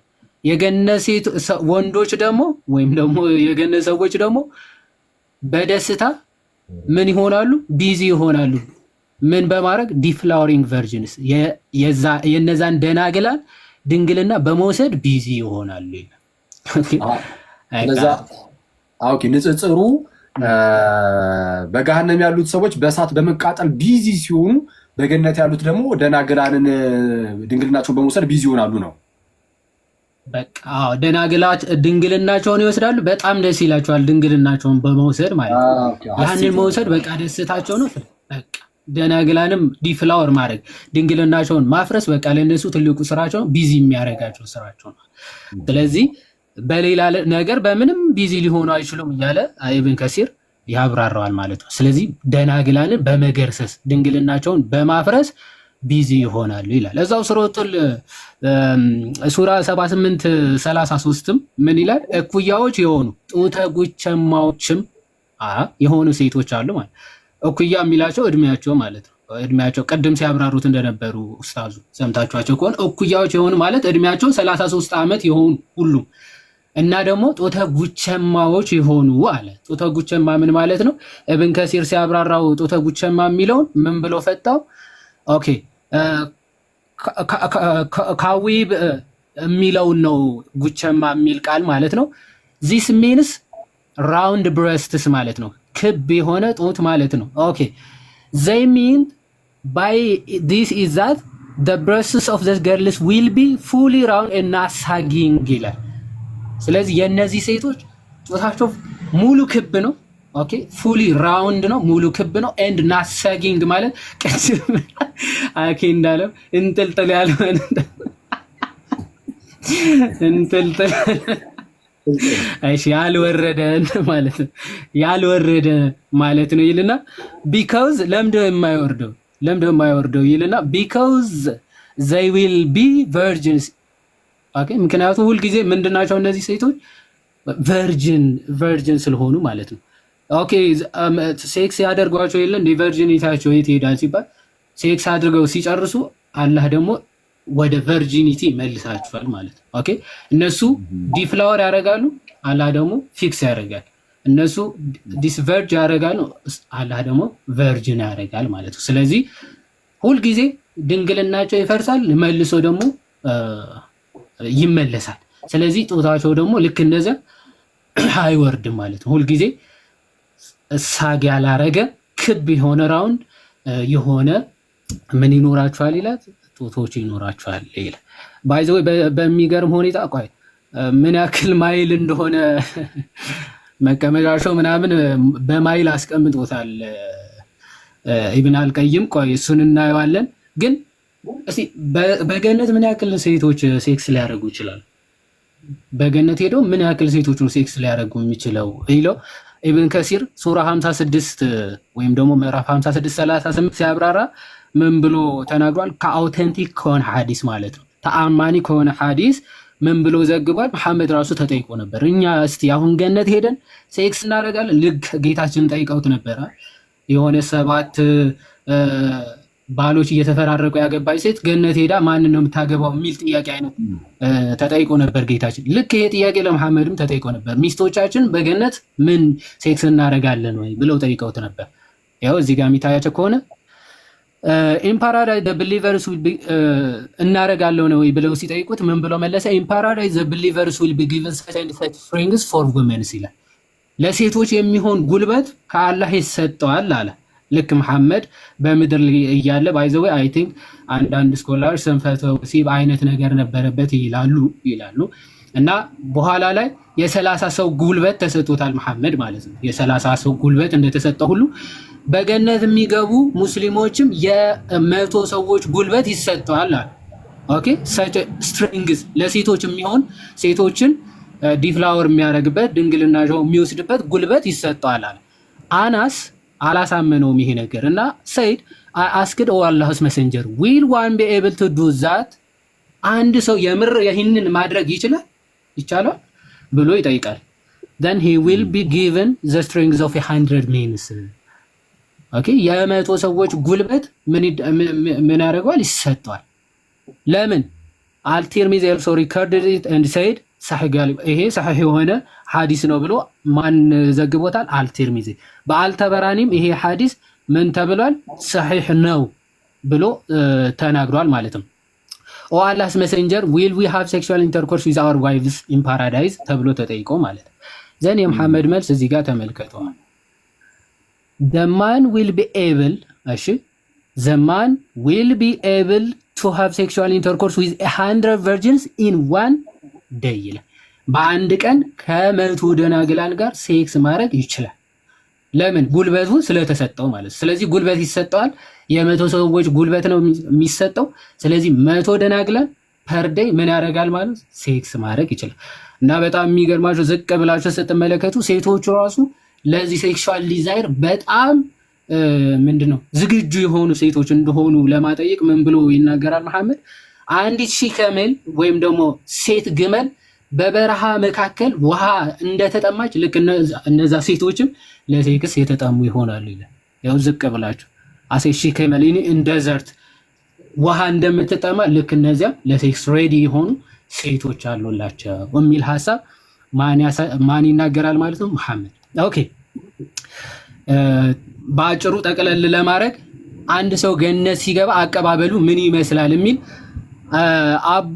አቦርስ ኦፍ ሃፒነስ ወይም ደግሞ ይሄ ድራይቪንግ ዘ ሶልስ ቱ ዘ አቦርስ ኦፍ ሃፒነስ የሚል መጽሐፍ አለው በኢብን ቀይም አልጃዊዚ የተጻፈ ስለ ገነት ህይወት ማለት ነው። ስለ ገነት በእስልምና ምን እንደሚመስል እንዴት እንደሚገቡ እንዴት እንደሆነ ህይወታቸው የሚናገር ሙሉ መጽሐፍ ነው ይሄ መጽሐፍ ማለት ነው። እዛ መጽሐፍ አንድ ሰው ወደ ገነት ሲገባ እንዴት አይነት አቀባበል እንደሚደረግለት ምን ያክል ሴቶች እንደሚጠብቁት ምናምን በስፋት ያብራራል እና ገጽ 149 ላይ እንዲህ የሚል ሐሳብ ታገኛላችሁ። እዚህ ጋር የሚታያችሁ ከሆነ ገጽ 149 ላይ እንዲህ ብሎ እንዲህ ይላል። መጀመሪያ ያ ሰው ወደ ገነት የሚገባው ሚኒማም የሚያገኛቸውን ነገሮች ሲዘረዝር መሐመድ ተጠይቆ ማለት ነው የሆነ ሰው ገነት ሲገባ የሚያገኛቸው ሚኒመም ስጦታዎች ምን ምንድናቸው ተብሎ ተጠየቀ። ያንን ሲመልስ ምን ይላል? መጀመሪያ ትንሹ የሚያገኙት ስጦታ ማለት ነው በገነት ትንሹ የሚያገኙት ስጦታ ምንድን ነው የሚለውን ተጠይቆ እየመለሰ ምን አለ? መጀመሪያ ከሞት ይነሳል። ከዛ በኋላ ከጀነት ምን ይላክለታል ይላል? ሺህ ካሜል ማለት ነው። የሴት ግመል ትላክለታለች። ክንፍ ያላት ነች። ሆፍ ይሄ ኮቴ ነው የሚባለው ሻኮና ማለት ነው። ከወርቅ እንደተሰራ የሚያብረቀርቅ አይነት ግመል ትመጣለች። ይዛው ወደ ገነት ትሄዳለች፣ ወደ ቤቱ ትወስዷለች ይላል። ዘን ቤቱ መጀመሪያ ሲገባ ከመግባቱ በፊት ትልቅ ዛፍ አለ። ከዛፉ ስር 2 ውሃዎች ይፈልቃሉ ወይም ይፈሳሉ። ስለዚህ ግመሏ ሄዳ ልክ ከዛፉ በወርቅ የተሰራ ሰንሰለት እዛ አለ፣ እዛ ሄዳ ትቆማለች። እሱ ከሁለቱም ውሃዎች ይታጠባል። መጀመሪያ ፊቱ በጣም ያበራል፣ በደስታ ይሞላል። ከሁለተኛው ውሃ ደግሞ ሲታጠብ ፀጉሩ የሚያምር ይሆናል ምናምን ይላል። ዘን ጋርዲያን ማለት ነው የቤቱ ጠባቂ አለው። እኔ ጠባቂ ነኝ ልወስድ መጥቻለሁ ብሎ ወደ ቤቱ ይዞት መግባት ይመጣል ይጀምራል ማለት ነው። ደን በመሬት ላይ የነበረችው ሚስቱ ትመጣና ሚስቶቹ ከሆኑ ሚስቱም ከሆነች ትመጣና ትስመዋለች። በጣም ነው የምወድህ፣ አንተም በጣም ነው የምትወደኝ፣ ከአንተ ለዘላለም አልለይም ምናምን ብላ ትነግረውና ወደ ክፍሉ ይዞት ይሄዳል። እሷን ሰላም ካለ በኋላ ወደ ክፍሉ ይዘውት ይሄዳል ይላል። እዚህ ጋር ለማሳጠር ማለት ነው። እዚህ ጋር የሚታያችሁ ከሆነ አሁን እያነበብኩኝ ልሄድላችሁ። ኦኬ it is built on the waterfall of pearl ምናምን ይላል የተሰራው none of the paths will be ምናምን። ኦኬ ተመልከቱ which will have a bed ይላል። አሁን ወደ ሆነ ክፍል ይወስዱትና ምን ያለው ክፍል ነው የሚወስዱት? አልጋ ያለው ክፍል። አልጋ ያለው ክፍል ከወሰዱት በኋላ on the bed will be 70 mattresses on which will be 70 wives ይላል። አንድ ትልቅ አልጋ አለ። በትልቁ አልጋ ላይ 70 ምንጣፎች አሉ። በሰባዎቹ ምንጣፎች 70 ምኖች አሉ ይላል? ሴቶች አሉ። ኦኬ በሰባዎቹ ምንጣፎች ላይ 70 ሴቶች 70 ሚስቶች አሉት ይላል። each one will have 70 robes yet the marrow of their legs will be seen from the inner of the skin ይላል። የሰባዎቹ ሚስቶች ቆዳቸው ንጣቱ በጣም ነጭ ከመሆኑ የተነሳ በስኪናቸው አልፈ ማሮ ኦፍ ዴር ቦን ማለት የአጥንታቸው መቅኔ እስኪታይ ድረስ ነጮች ናቸው ይላል። መቅኔያቸው እስኪታይ ድረስ ነጫጭ የሆኑ 70 ሴቶች አሉ። ኦኬ he will pass then በእነሱ ማለፍ ይጀምራል። the night in intercoursing with all of them ይላል። ስለዚህ ሌሊቱን ሙሉ ከነዚህ ሴቶች ጋር ምን ሲያደርግ ያድራል ይላል? ሴክስ እያደረገ ያድራል። the minimum gift given to ለአንድ ሰው በቃ ትንሽ ተሰጠው ከተባለ ይሄንን ይሰጠዋል ይላል። ከሰባዎቹ ጋር ምን እያደረገ ይቆያል ያድራል ይላል? ሴክስ ሲያደርግ ያድራል። ሶ ሴክስ ማድረግ ፐርፐዙ ወይም ደግሞ የመጀመሪያ ስጦታው ነው ማለት ነው። እና የሴቶቹ መቀመጫ ዲስክራይብ ሲደረግ እዚህ መጽሐፍ ገጽ 155 ላይ እንዲህ ይላል he will have 72 wives ማርቴር ከሆነ ደግሞ ይሄ ሰማዕታት እንደሚባሉት ደግሞ 72 ሚኒማም ይሰጣል ይላል እንደ ደረጃቸው። አሁን ባይ ዘ ወይ ይሄ 2 ዋይቭስ የሚለው በጣም በእስልምና ራሱ ኮንትሮቨርሻል ነው። የሆነ 2 ዋይፎች ይሰጡታል የሚል ኮንትሮቨርሻል ነው። ከሑሪዎቹ ነው ወይስ ከዚህ ዓለም ከምድር ሴቶች ነው 2 የሚሰጠው የሚለው ማለት ነው። ኦኬ ከምድር ሴቶች 2 ተሰጥቶት ለእያንዳንዷ ሚስቶቹ 70 ሑሪዎች ይመደቡላቸዋል የሚል አስተምረው አላቸው። ለምሳሌ ከምድር ሴቶች 2 ይሰጠውና ለእያንዳንዷ ለዚች ለአንዷ 70 ለሁለተኛዋ 70 አገልጋዮች ይሰጠውና እነሱ ኩንኩባይን ታውቃላችሁ? ይሄ ለሴክስ ስሌቭ እንደሚባሉ ለሴክስ ፐርፐዝ ብቻ የሚያገለግሉ ማለት ለሴክስ ፐርፐዝ ብቻ የሚያገለግሉ ሚስት ተብለው የማይጠሩ ሚስቶቹ ግን 2 ብቻ ተብለው የሚጠሩ ማለት። አንዳንዶቹ ደግሞ ኖ ሑሪዎቹ ራሱ 2 ይሆኑና ሌሎቹ ኩንኩባይን የሚባሉ ግን በቃ አሴ ሴክስ ስሌቭ የማይቆጠሩ እንደዛ ብለው ነው ዲፋይን የሚያደርጉትና ይሄ 72 ምናምን ሲባል ሊሚት እንዳይመስላችሁ ማለት ነው። ስለዚህ እዚህ ክፍል ላይ ምን ይላል? 72 ዋይቭስ ኢን አዲሽን ይላል። ከሚስቶቹ በተጨማሪ 72 ሑሪዎች ይሰጠውና ቱ ሂዝ ዋይፍስ ኦፍ ዚስ ወርልድ ማለት ነው። ከዚህ ዓለም ሴቶቹ ከሁለቱ ሚስቶቹ ኦር ከ4 ከሆኑ 4 ከሆኑ ሚስቶቹ በተጨማሪ 72 ሑሪዎች ይሰጡትና ይላል one of them will occupy her seat a mile of the land ይላል። የአንዷ ሴት መቀመጫ ወይም ደግሞ መቀመጫ ኦፍ ኮርስ ወይም ደግሞ የለውም ስንት ነው ስፋቱ ይላል 1 ማይል 1 ማይል ማለት ወደ ኪሎ ሜትር 1.6 ኪሎ ሜትር እንደማለት ነው። 1.6 ኪሎ ሜትር መቀመጫ ስፋት ያላት ሚስት ነች ለ72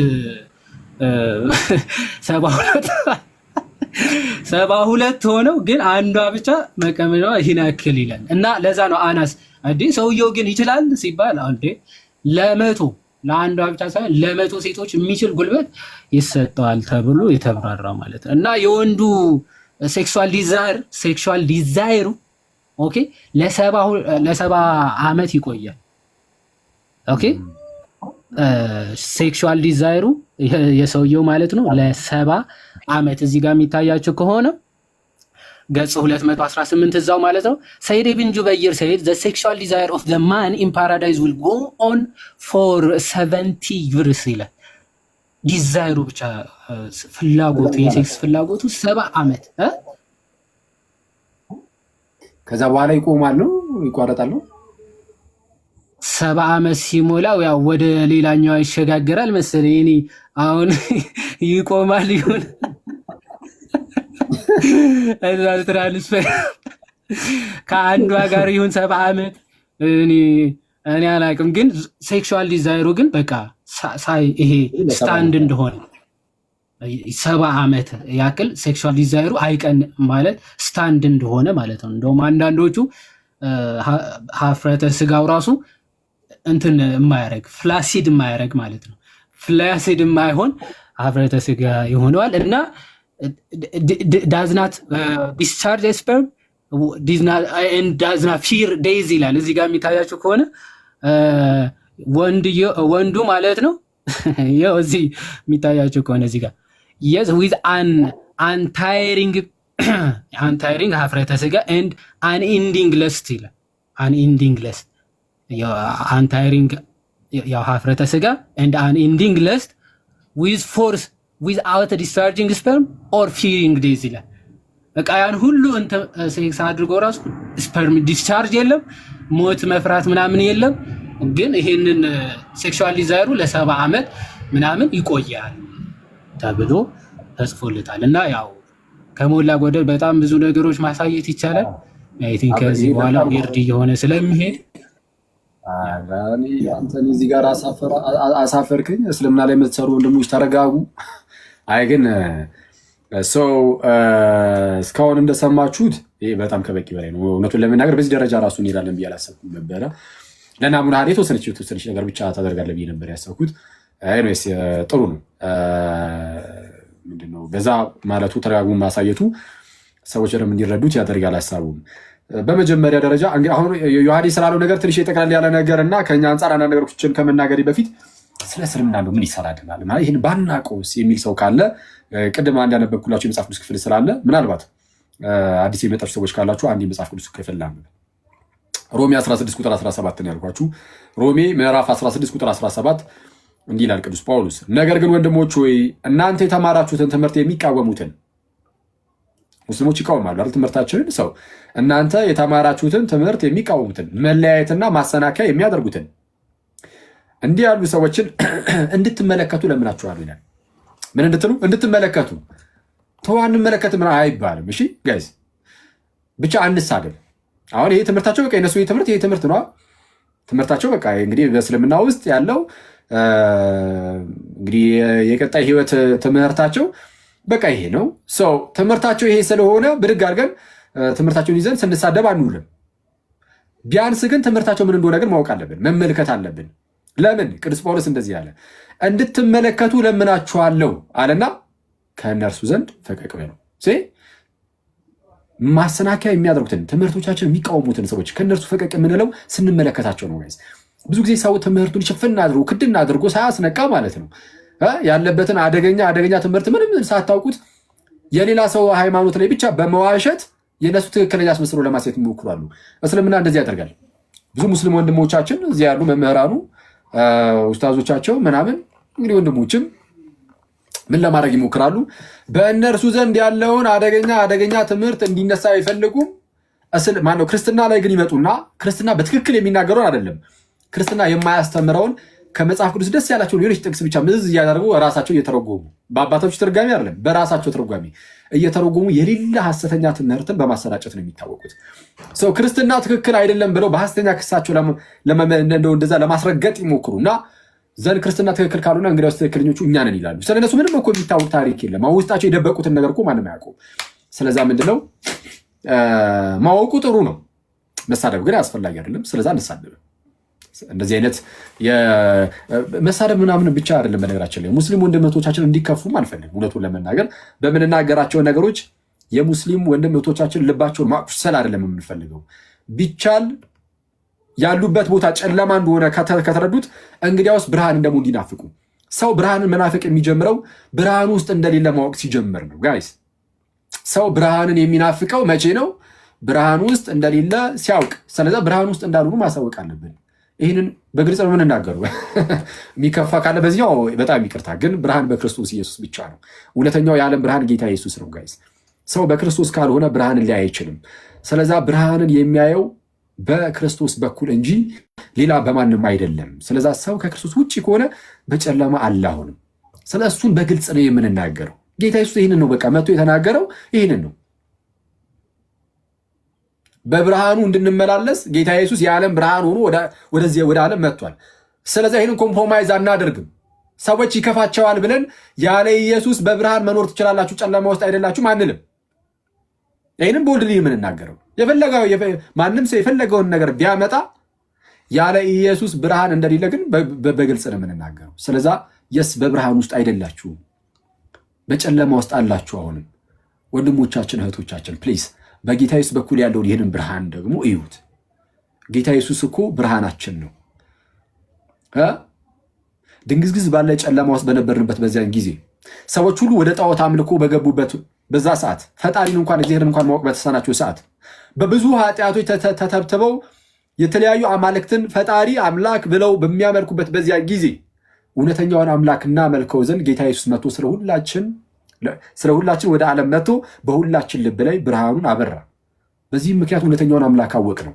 ጋይስ እውነተኛውን አምላክ ያወቅ ነው ጌታ ኢየሱስ ሰው ሆኖ ስለመጣ ነው። ማለት በምልአት ያወቅ ነው፣ የተረዳ ነው እግዚአብሔርን ጌታ ኢየሱስ ይመጣል። ከዛ በፊትም እንደው ለሆነ ህዝብ ለአይሁዳውያን የተገለጠበት መንገድ አለ። አሁን ደግሞ በጌታችን በክርስቶስ ኢየሱስ በኩል ራሱን ገለጠ። እውነተኛውን አምላክ እኛስ ይዘናል። ስለዛ እናንተም ኑ ነው ወደዚህ አምላክ የምንለው። ይህንን ስንል እየተሳደብን አይደለም፣ እናንተን በማስከፋትም አይደለም የምንለው እንጂ ጨለማን ግን ማሳየት አለብን። ስለዛ ሰው ጨለማ ውስጥ እንዳለ ስትነግረው ኦኬ ጨለማ ውስጥ ነኝ አሁን ዘንድ ብርሃኑ ደግሞ አሳኝ ማለት ይጀምራል። ለዛ ነው ይህንን የምናየው እስልምናን የምናየው እንጂ እንደ የመሰዳደብ የመጨቃጨቅ ምናምን ፍላጎቱ ኖሮን እንዳልሆነ እንድትረዱ እንወዳለን። አንዳንድ ሰው እንደዛ ስለሚመስለው ማለት ነው። ልክ አሁን እስልምና ወይ ፕሮቴስታንት ምናምን ብሎ ሲነሳ ብለን ስናነሳ እንደዚህ የራሳቸውን ሃይማኖት አያስተምሩም እንዲ ይላሉ። ትክክል፣ የራሳችንን የምናስተምረው። ስናስተምር ግን የእኛን ሃይማኖት የሚቃወም ሰው ካለ ማሰናከያን የሚያደርግ ሰው ካለ ስለሱ ደግሞ አይ እነሱ ይኸው ከዚህ አንጻር እንደዚህ አይነት እምነት አላቸው ከኛ ጋር ያላቸው ልዩነት ይሄ ነው ብለን ደግሞ እንናገራለን። ሰው ልዩነታቸው አንዱ ለምሳሌ ይሄ ነው ዛሬ የተነሳው። በጣም እንደው ቅድም ፓሽኔት ሆኖ ሲያስተምር እንደነበር አይታችሁታል ኡስታዛቸውን። ሰው ኡስታዙ ሲያስተምሩ የነበሩት የራሳቸው ትምህርት ነው፣ አያገባንም ብያቸዋለሁ። የራሳቸው ትምህርት የራሳቸው ነው፣ ግን ከኛ አንጻር ስናየው ግን ትክክል አይደለም ብለን የምናምነው። ሌሎች ኡስታዞቻቸውም ሲናገሩ እንደሰማችሁት አሁን ቅድም ዮሐዴ እንዳሳየን በገነት ተስፋ የሚያደርጉት ነገር አለ። የሚመጣው ህይወት ላይ ተስፋ የሚያደርጉት ነገር ምንድን ነው? ሌሎች ነገሮችም ተስፋ የሚደረጉ ነገሮች ሊኖሩ ይችላሉ፣ ግን ቢያንስ አሁን አንዱን ግን አይተናል። ለምሳሌ እህቶችን ተስፋ ያደርጋሉ ወንድሞች፣ ወንዶቹ ሴቶቹን ተስፋ ያደርጋሉ። ምን አይነት ሴቶችን? ጡታቸው ጉጭ ጉጭ አለ ምናምን። ኤኒዌይስ አሁን ቅድም ሲባል የሰማችሁትን ዳላያቸው እንደዚህ ሆነ፣ አሁን የአንድ ማይል የሆነ ምናምን የተባለው ግነታዊ ሊሆን ይችላል። ግነታዊ ከሆነ ምንድነው እያስተላለፈ ያለው? ግን ግርንግድ ዳሌ ያላቸው እህቶች ምናምን እንደዛ ነው ተስፋ እና ጉጭ ጉጭ ያለ ጡት ያላቸው እህቶችን እንደዛ ተስፋ ያስደርጋል ማለት ነው። በጣም በሚያስገርም ሁኔታ ደግሞ አንዲትን ሴት ብቻ አይደለም፣ አንዲት ሴት ለአንድ ወንድ ምናምን አይደለም። እዛ ቅድም ኡስታዙም ሲናገር እንደሰማችሁት ዮሐዴም የኢብን ካስርን አውጥቶ ሲያሳይ እንዳያችሁት 100 እህቶችን አንድ ወንድም ከ100 እህቶች ጋር በአንድ ቀን 100 ደናግራንን ይችላል። እንደዛ እሺ። ሰው 100 ሴት ከ100 ሴቶች ጋር እንደዛ ማድረግ ማለት ጋይስ ቀላል አይደለም ማለት። አሁን እንድታስቡ የምፈልገው ነገር ምንድን ነው? ለምን ማትስ አንሰራም አይደል? ማትስ እንስራ። በአንድ ቀን ውስጥ 24 ሰዓት ነው ያለው ጋይስ፣ 24 ሰዓት አይደል? በ24 ሰዓት ውስጥ ከ100 ሴቶች ጋር ማለት ስታከፋፍሉት እንግዲህ በየአንዳንድ ሰዓቱ 4 ምናምን ሴቶች ጋር ይደርሳል አንድ ወንድም። ስለዛ አንዱን ሰዓት ለ4 ሴቶች ካከፋፈላችሁት 15 ደቂቃ ማለት ነው። በየ15 ደቂቃው ነው። በየ15 ደቂቃው ደግሞ ሲሆን አንዲት ሴት ጋር የሚቆይበት የሆነ ሰዓት ይኖራል አይደል? የሆነ ያህል ደቂቃ። እሺ እኔ ምን ያህል ደቂቃ እንደሆነ አናውቅም። በዛ ከሚሰጣቸው ብርታት አንጻር ከሆነ ብዙ ሰዓቶችን መቆየት፣ ብዙ ደቂቃዎችን መቆየት ይኖርበታል ብዬ ተስፋ አደርጋለሁ። ግን ዝም ብላችሁ እንደው 10 ደቂቃ ብቻ በራሱ ብሰጡት 5 ደቂቃ ያርፍና ደግሞ ሌላኛው ሀገር ይሄዳል። 10 ደቂቃ ይቆያል፣ 5 ደቂቃ ያርፍና ደግሞ 10 ደቂቃ ይሄዳል። 5 ደቂቃ ብቻ ያርፍና በዚህ በ5 ደቂቃ በምትተርፈው ሰዓት ምንድን ነው የሚያደርገው? ይሄ ወንድማችን ነው። ይሄ ወንድማችን ምንድን ነው የሚያደርገው? ይሄ እኛ እምነት አይደለም። እንደዚህ አይነት ነገር እኮ የለም በመጽሐፍቶቻችን፣ እንደዚህ የለም። ኡስታዞቻችንም ተሳስተዋል የሚል ሙስሊም ካለ ባይዜ እኔ ፌር ለመሆን ነው የምሞክረው። ስለዛ መጥቶ ይኸው እዚሁ ጋር ይጠይቃል። ዮሐዴ እንዲጠይቅ እፈቅድለታለሁ። የትኛው ሙስሊም ኡስታዞች ምናምን ካላችሁ ፕሊዝ ፍሪ እና በጣም ፍሪ ሁኑና እድሉን ሰጣችኋለሁ። ከየት አመጣኸው ዮሐዴ? እንዲህ ያለ ነገር በእኛ ዘንድ መች አለ ብላችሁ መጠየቅ ይቻላል። የሰማነው ያው ከኡስታዞቻችሁ ነው። ኡስታዞቻችን ተሳስተዋል ካላችሁ መጽሐፍቱ አይደል የሚላጁት? ከመጽሐፍቱ ላይ ከየት አገኘው የሚለውን ነገር መጠየቅ ይቻላል። እና ጡተ ጉቻማዎች ምናምን የሚለው እሱ እንኳን በግልጽ ቁርአኑ ላይም ስላለ የሚያከራክር ነገርም አይደለም፣ አይከራከሩበትም። እንዳልኳችሁ 10 ደቂቃ አንዲት ሴት ጋር ቆይቶ 5 ደቂቃ ያርፋል። ከዛን 10 ደቂቃ ይሄዳል፣ 5 ደቂቃ ያርፋል። እንደዛ ሊሆን ነው። አሁን ማትሱን እንስራው ካልን ማለት ነው። ያውም ያለ እንቅልፍ ነው። ባይዚ ሙሉ 24 ቀንም ማታ እንዳለ ሁሉንም አስቤው ነው እንደዛ የሚሆኑ እና አሁን ኢማጂን ሰው ተስፋ እያደረገ ያለው ይህንን ነው። ጉች ያለ ጡት ያላቸውን እህቶች፣ ሰፋ ያለ ዳሌ ያላቸውን እህቶች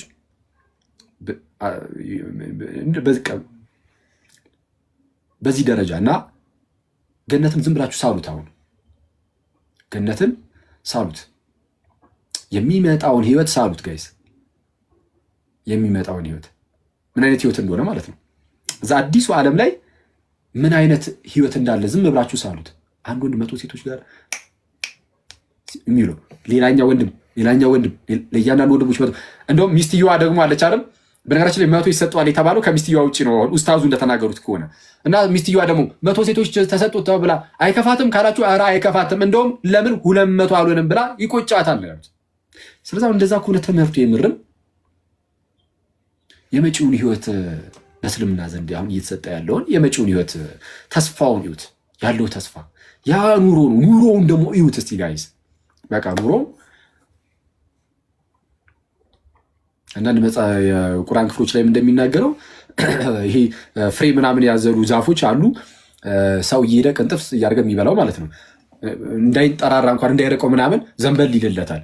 ዮሐዴ ከተሳሳትኩኝ ያው ታረም ዘንበል ይልለታል። በቃ ፍሬውን እየቆረጠ ሙዙንም ምኑንም ይበላል። ደግሞ በ5 ደቂቃ እሷን ያደርግ ይሆን ወይስ ጋደም ብሎ ይነሳ ደግሞ ይሆን? ምንድን ነው አሁን ይህንን የምናሳያችሁ ለምንድን ነው? ይህ ነገር የምር የፈጣሪ ነው ወይስ ሰውኛ ነገር ነው? ሰዎች አሁን ያኔ ይሄ ነገር የመጣው በአረቡ ክፍል ነው። የአረቡ ክፍል ደግሞ ያኔ በጣም ውጥንቅጡ የበዛበት ክፍል ነበረ አይደለ? አዎ፣ እስልምና የመጣበት ሰሙን አካባቢ በጣም ብዙ ጭካኔዎች፣ የዝሙት ነገሮች ምናምን በጣም የበዙበት ጊዜ ነበር እና ሰው እንደዚህ አይነት ነገር ስለሚያስደስተው አይደል? ያው እንግዲህ ሴክሹዋል የሆነ ነገር እነዚህ የስጋ ፈቃዶች ምናምን የስጋ ፍላጎቶች አሉ አይደለ? ሰዎችን ልክ እንዴት ነው አንድ ህፃን ልጅን ና ቸኮላት እገዛላለሁ ይህንን ነገር ሄደና አምጣ ወይም ደግሞ አጥና ምናምን እንደምትለው ቸኮላት እገዛላለሁ ብለህ ያው ቸኮላት ስለሚወድ ያ ልጅ በሱ እንትን እንደምትለው በሰውኛ አሰራር እዛ ላይ እኮ እንደዚህ አይነት ሴክስ አለ። በጣም ብዙ ሴቶች ተቀምጧል፣ ደግሞ ያበዱ ቺኮች በስማ ጡት ትላለህ። እንደዛ አይመስልም ወይ ጋይስ? አይመስልም?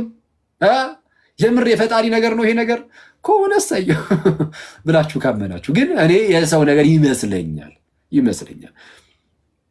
ወደኛ ስትመጡ ተስፋችን እሱ አይደለም። ተስፋችን 100 እህቶች ተሰጥተውኝ ምናምን። በነገራችን ላይ እንደዚህ አሁን ይህንን እኛ እንደ ልቅነት ነው የምናየው። በጣም ከታላቅ ይቅርታ ጋር ሙስሊም ወንድመቶች ልቅነት እንደ ልቅነት ነው የምናየው ይህንን እና እንደዚህ ልቅነት እግዚአብሔርን ባንፈራ ጌታ ኢየሱስን ባንፈራው እና እሱን ባንወደው እዚህ ማድረግ እንችላለን። የሀገር ችኮችን እያተራመስን መኖር እንችላለን። ጌታን ካልፈራን ጌታን ካልወደድ ነው አሁን እዚሁ ገነት አልጠብቅም፣ እዚሁ ማድረግ ይችላሉ አይደል? አዎ እንደዚህ በእንደዚህ አይነት ሁኔታ ውስጥ ያሉ በጣም ብዙ እህቶች ስለሚኖሩ በሚያሳዝን ሁኔታ ማለት ነው እንደዚህ ስለሚኖሩ በቃ እየሄድክ በተለይ ሳንቲም ካለ በቃ አለቀ፣ ገነት ነው የምትኖረው ማለት ነው። እዚህ በቃ ገነት ሊሆንልን እንደዚህ አይነት ነገር ውስጥ እንዲህ አይነት ነገር እየፈጸምክና ተስፋችን ይህ አይደለም። የኛ ተስፋችን በቃ ከክርስቶስ ጋር መኖሩ እንደዚሁ ራሱ ለኛ ትልቅ ተስፋ ነው። ሞተን አንቀርማው። አንዴ እዚህ ላይ አንድ ነገር ላስታውሳችሁ። አሁን ይሄ ያለው ነገር ይሄ ከሴቶች ጋር እንደዚህ የሚለው በእስልምናው ዘንድ ያለው ምንም አይነት ማስረገጫ ነገር የለውም። በቃ ዝም ብሎ መነገር ብቻ ነው።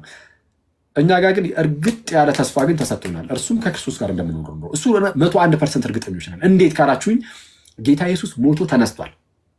ጌታ ኢየሱስ ሞቶ አልቀረም፣ ተነስቷል። ስለዛ እኛም እንነሳለን ነው። በቃ ትልቁ ሀሳብ የክርስትና ይሄ ነው። ኢየሱስ መጥቷል፣ ስለ ዓለም ሁሉ ራሱን አሳልፎ ሰጠ፣ ሞተ፣ ተነሳ። እንግዲያውስ የትንሣኤያችን በኩር ሆኗልና እርሱ የትንሣኤያችን መጀመሪያ ሆኗልና እኛም ሞተን አንቀርም እኮ፣ እኛም እኮ እንነሳለን፣ ከጌታችን ከክርስቶስ ኢየሱስ ጋር ደግሞ እንኖራለን። መቼ ነው? ከትናንት ወዲያ ገብተን እንደተማማርነው ማለት ነው። በዚህ ቃል ተጽናኑ ብሎ ጳውሎስ እንደተናገሩ በመጀመሪያ የተሰሎንቄ መልእክት ምዕራፍ 4:18 ላይ በዚህ ቃል እያንዳንዳችሁ ተጽናኑ ይላል። በየትኛው ቃል? ሁልጊዜ ከጌታ ጋር እንኖራለን በሚለው ሁልጊዜ ከጌታ ጋር እንኖራለን። ጋይስ አስቡት እስቲ ክርስቲያን ወንድመቶቼ፣ አሁን የምትወዱት ያ ጌታ ኢየሱስ ይመጣል ተመልሶ። ይሄን አስባችሁ ግን ታውቃላችሁ? ባለፈው ቴሌግራም ላይ ጽፌላችሁ ነበረ። ጌታ ኢየሱስ ሲመጣ አሁን እናገኘዋለን፣ በነገር እናየዋለን ምናምን እና እናየዋለን። ክርስቶስን የምርም እናገኘዋለን። እንደዚህ ቀጥታ በአይናችን እያየነው ጌታ ኢየሱስ ይመጣል እና ከእርሱ ጋር አብሮ ቅዱሳኑ ይመጣሉ። ወላዲት አምላክም ትመጣለች። ኦፍኮርስ ከቅዱሳኑ ጋር መኖር እንጀምራለን። ያኔ ከቅዱሳን መላእክቱ ጋር ጌታ ኢየሱስ ይመጣል ዘንድ ሁላችንም እንነሳለን፣ አብረን እንሆናለን። ያኔ አስቡት፣ በጌታ በኢየሱስ ኢየሱስን እናገኘዋለን። በስመ አብ ክርስቶስ ኢየሱስን ጋይስ አምላካችንን ያ በስጋ የተገለጠውን ጌታ እሱን እናገኘዋለን። ከእሱ ጋር ደግሞ አብሮ እነዛ የምንወዳቸው ቅዱሳን ደግሞ አሉ።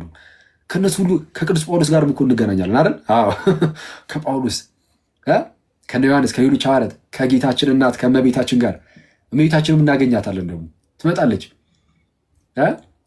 በጣም በጌታ ምሕረት እንደዚህ አይነት ሁኔታ ውስጥ ነው የምንገባው።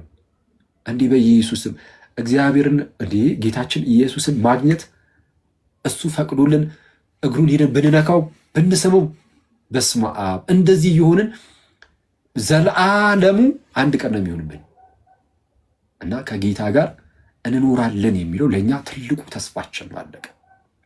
የክርስትና ትልቁ ተስፋ ምንድን ነው ከተባለ ጌታ ኢየሱስ ይመጣል። የተባረከው ተስፋችን ይሄ ነው። የተባረከው ተስፋችን አይደል የሚለው ቅዱስ ጳውሎስ ሰዎችን ሁሉ የሚያድን የእግዚአብሔር ጸጋ ተገልጧልና ይልና ቲቶ ምዕራፍ 2 ይህንን ሁላችሁም የሚያዙ በጣም ወደው የመጽሐፍ ቅዱስ ክፍል ይሄ ነው። እግዚአብሔር ከኛ ጋር ከሆነ ማን ይቃወመናል የሚለው እንዳለ ሆኖ ትላለህ። ቲቶ ምዕራፍ 2 ከቁጥር 11 ጀምሮ ደግሞ ያለው በጣም የምወደው የእግዚአብሔር ቃል ነው። ሰዎችን ሁሉ የሚያድን የእግዚአብሔር ጸጋ ተገልጧልና ይላል። ሰዎችን ሁሉ የሚያድን የእግዚአብሔር ጸጋ ተገልጧልና ይህም ጸጋ ይህ የተገለጠው ሰዎችን ሁሉ የሚያድነው የእግዚአብሔር ጸጋ ኃጢአተኝነትንና ዓለማዊ ምኞትን ክደን ኃጢአተኝነት ጋይስ እዚህ ኃጢአተኝነት ለምሳሌ ዝሙት ኃጢአተኝነት ነው። ከብዙ ሴቶች ጋር እንደዚህ ነገር መፈጸም ኃጢአት ነው። ያንን ኃጢአት በእስልምናው ገነት ላይ ሽልማት ሆኖ ነው የሚቀጥሉበት። ኦኬ ያንን ኃጢአት የማይሆንበት መንገድ ሊኖር ይችላል በእነሱ አስተምሮ። ግን ያው እኛ እዚህ አሁን ይህን ነገር ኃጢአት አረ ምን ነው ሰው እንዲህ ያለ ኃጢአተኝነትን ዓለማዊ ምኞትን ክደን የተባረከውን ተስፋችንን ምን የተባረከውን ተስፋችንን የትኛውን የተባረከው ተስፋችን ጉች አለጡት ያው ግርንግድ እንዳለ ነው። የተባረከውን ተስፋችንን እርሱም የታላቁን የአምላካችንና የመድኃኒታችን የኢየሱስ ክርስቶስን ክብር መገለጥ እየጠበቅን ራሳችንን በመግዛትና በጽድቅ እግዚአብሔርን በመምሰል በአሁኑ ዘመን እንድንኖር ያስተምረናል። ያጸጋ ምንም በመጠበቅ የተባረከውን ተስፋችንን እርሱም የታላቁ አምላካችንን መድኃኒታችን የኢየሱስ ክርስቶስን ክብር መገለጥ እየጠበቅን ይላል። በእኛ ዘንድ ያለው ተስፋ ይሄ ነው ጋይስ። ጌታ ኢየሱስ ይመጣል፣ ይወስደናል፣ ከእርሱ ጋር እንኖራለን፣ እናገኘዋለን። ኧረ በስመ አብ! አሁን ሞት ያስፈራናል ጋይስ፣ ሞት ያስፈራናል። ይሄንን እዚህ ነገር ላይ በጣም ጥሩ እምነት ካለን ትልቅ እምነት ካለን የምር ሞት ያስፈራናል። ጌታ ስንሄድ ክርስቶስን እንደምናገኘው ካወቅን በተስፋው እርግጠኛ ነን። በነገራችን ላይ ጌታ ኢየሱስ በሰጠን ተስፋ እርግጠኞች ነን፣ 101% እርግጠኞች ነን። ከዛ እንዳንጓደል ግን ምን ማድረግ አለብን? በተስፋው ምንም ጥርጣሬ የለም። ጌታ የሰጠን ተስፋ ላይ የሚጠራጠራለን ከእናንተ መካከል የለም። ጌታ በሰጠን ተስፋ አንዳች እንኳን ጥርጣሬ የለንም። የእምነት ሰዎች ነን። እምነት ይላል ዕብራውያን ምዕራፍ 11 ላይ ቅዱስ ጳውሎስ ምንድነው ይሄ ያላየነውን ነገር ምናምን የማናየውን ነገር ተስፋ የሚያስደርግ ነገር ያስረግጣል። ስለዛ የእምነት ሰዎች ነን። ጌታ በሰጠን ተስፋ 101% እርግጠኞች ነን። ግን ከዛ ተጓድለን ግን እንዳንቀር ጋይስ አሁን ባለችን በዚህ በትንሽዬ ዘመን እግዚአብሔርን በመፍራት እግዚአብሔርን በመውደድ ልናሳልፍ ይገባል። መንኩሱ አይደለም መንኩስ የሚፈልግ ካለ ያሳየው መንኩሱ ጥሩ ነው። እኛ ደግሞ ማንመነኩስ ሰዎች በተቻለን አቅም እንደው ሲምፕል ብንሆንም ቅልል ያለን ብንሆንም ከጓደኞቻችን ጋር መጫወቱ ምናምን ያለ ቢሆንም እንኳን በዛ ሁሉ ውስጥ ግን እግዚአብሔርን መውደድ እግዚአብሔርን ማፍቀር አለብን። እግዚአብሔርን ማውደድ አለብን። እግዚአብሔርን መፍራት አለብን። ሰዎችን ማስከፋት የለብንም ጋይዝ። በሰዎች ላይ በክፋት መነሳሳት በፍጹም የለብንም። ከዝሙት ፈጽሞ መራቅ አለብን። ከዝሙት መራቅ አለቀ። እግዚአብሔርን ይሄ ነገር የሚበድለው ከሆነ የሚያሳዝነው ከሆነ ስጋችሁ የመንፈስ ቅዱስ ማደሪያ ነው የእግዚአብሔር ቤተ መቅደስ ነው ስለተባልን የእግዚአብሔርን ቤተ መቅደስ አንስተን የጋለሞታ ቤተ መቅደስ ልናደርገው አይገባም አይደለ? አይገባም። በቃ ከሱ ይሄ አደገኛ ከሆኑ ኃጢአቶች ራስን ማራቅ እያላቁ በቅድስና ህይወት ሰው በእነዚህ ነገር ሲፈተን በዝሙት ምናምን ቶሎ ብሎ ማግባት ሲያገባ ደግሞ በቸርች በኤርሲያን ውስጥ ከኤርሲያን ውጭ ጋብቻ አለ የለም፣ ነውር ነው። ይሄ ባለፉት ዘመናት ውስጥ ጌታ ደግሞ በነገር ሁሉ ከነርሱ ጋር ይሁን። ከአሁን በኋላ ግን ይህንን እያወቀ ከቤተክርስቲያን ውጭ የሚያገባ እርሱ ነውረኛ ነውራም ባለጌ ነው። የምር ነው። እና በኤርሲያን ውስጥ ሰው ተጋብቶ በቅድስና ደግሞ ሊኖር ይገባል። ባል ለሚስት እጅጉን ታምኑ፣ ሚስት ለባል እጅጉን ታምና ባል ሚስቱን ልክ ጌታ ኢየሱስ ኤርሲያን እንደወደዳት እንደዛ ወዶ ራሱን እንኳን አሳልፎ ሲሰጣት ድረስ የሚጠብቃት የሚመግባት ሆኖ ሚስት ሁሌም ለባሏ የምትታዘዝ ሆና ልክ እንደዚህ አይነት ኑሮ ያስፈልገናል። ናይን ወይስ ተስፋችን ልዩነት አለው በእስልምናና በእኛ መካከል ያለው ተስፋ ልዩነቱ አንዱ ይሄ ነው። ቅድም እንዳልኳችሁ ምናልባት ግን እስልምና ላይ ትንሽ በያዝዶ ሆነ ሀላክ እንደው ትክክል የሌለ ነገር ነው ያስቀመጥከው የሚል ሰው ካለ ግን እንግዲህ እሱን አስገብተን ሀሳቡን መቀበል እንችላለን ማለት ነው። ወደ ሌላው ሀሳብ እንግባ። ስንት ሰዓት ነው እስቲ? ዮሐዴ ሰዓቱ በጣም እየሄደ ነው። ነገ እንደምታውቁ ቅዳሴ ነው እና እርሊ መተኛት ስላለብን በጠዋት ለመነሳት አጠር አድርገን እዚህ ላይ ትንሽ ነገር ለጊዜው ምናልባት ወደፊት ደግሞ በሰፊ ወይ ትመጣበታለህ። ለአሁኑ ባጭሩ የምትመልስልኝ አንድ ጥያቄ ያቀርባለሁ ማለት ነው። አህመዲን ጀበል የተባለ አንድ የእስልምና መምህር ወንድማችን በዚህ በአይሻ ጉዳይ ላይ ጥያቄ ሲነሳ እንግዲህ በተደጋጋሚ ስለሚነሳ በአይሻ ጉዳይ ላይ ምንድነው ሙሐመድ አይሻን ሲያገባት ገና ሕፃን ልጅ ነበረች የሚል ነገር ተነስቶ በዛ ትችት ይቀርባል። ምክንያቱም ገና በአሻንጉሊት የምትጫወት ልጅ ስለነበረች በአሻንጉሊት የምትጫወት ልጅ አሻንጉሊቷን አስጥሎ ወይም ከና አሻንጉሊቷ እሱ አያገባም። ይሄ ክርክራችሁ ድረስ አይደለም። ደግሞ አሻንጉሊቷን አስጥሏታል ወይስ እንደያዘች ነው እንዳትሉ፣ አሻንጉሊት ይዛ እንደነበረ ይታወቃል። በአሻንጉሊት ስትጫወት እንደነበረ ሐዲሳቱ በግልጽ ተናግረዋል። ግን አልጋ ላይ ሲያስተኛት ግን አሻንጉሊቷን አስጥሎ ነው ወይስ አያስጥል የሚለውን እሱ አያገባም። ሆነም አልሆነም ግን በአሻንጉሊት የምትጫወት ልጅ እንደዚህ አድርጓል ተብሎ ትችት ይቀርባል። እንግዲህ እስልምና ላይ ትችት ያቀርባሉ ሰዎች። ይህን ለመመለስ ሲፈልግ በራሱ መንገድ ይሄ እንደው ከዚህ አንጻር ነው ብሎ መመለስ ይቻላል። ትችቱ አግባብነት ከሌለውም ከዚህ አንጻር አግባብነት የለውም ብሎ ማስረዳት ይቻላል። ከዚህ አርቀው አልፈው ግን የሌላ ሰው ሃይማኖት ላይ ይመጣሉ። ሙስሊሞች ይመጡና ያልተደረገ ነገር እንደተደረገ አድርገው ለመናገር ሲሞክሩ ያለ የተደረገ ነገር ከሆነ ችግር የለውም። ግን ያልተደረገ ነገርን በምን መልኩ ሲናገሩ ሰማን። እመቤታችን ከቅዱስ ዮሴፍ ጋር የነበራት ግንኙነት ልክ ሙሐመድ ከአይሻ ጋር እንደነበረው ግንኙነት ከእሱ ጋር ለማነጻጸር ሲሞክሩ አይተናል። የእመቤታችን ምንም የሚገናኝ ነገር የለውም። ኦፍኮርስ ሰው የእመቤታችን ምንም ግንኙነት እንደሌለው እንድታውቁ አስቀድመን ከአይሻ ጋር በተያያዘ በአይሻና በመሐመድ መካከል ያለውን ግንኙነት እስቲ በጣም ለአጭር ደቂቃ ይዋዲ መርዘም የለበትም ቶሎ መተኛት አለብን ባል እና እሱን ለናሙና ያህል ትንሽ ማስረጃዎችን አሳየንና እናልፋለን። ኦኬ እሺ አኪ ቃለ ሕይወት ያሰማልን። አሪፍ ነገር ብላል። በተለይ በገነቱ ዙሪያ አስቧል።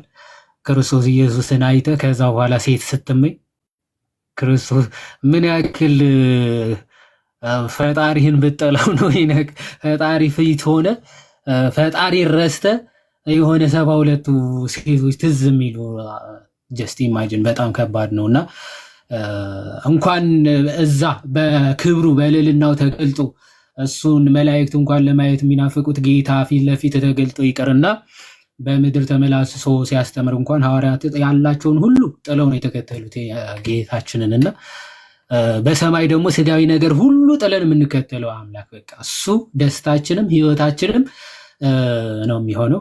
በእስልምናው ግን ከፈጣሪ ይልቅ ሴቶች ናቸው የሚያስደስቱ ወይም ደግሞ የደስታ ምንጭ የሚሆኑት ማለት ነው። እና ይሄ በደንብ ሊታሰብበት ይገባል ለማለት ነው። አሁን ወደ አነሳው ሀሳብ ስንመጣ አሁን እንግዲህ የእመቤታችን ጉዳይ አንተ ራሱም ስላነሳው ምንም አልነካውም። ምንድነው ይሄ ዩቱብ ፋላሲ የሚባል አለ አይደለ? እኛ ጋር ያለው እሳት እናንተም ጋር አለ፣ ስለዚህ ተያይዘን እንጥፋ አይነት ነገር ማለት ነው።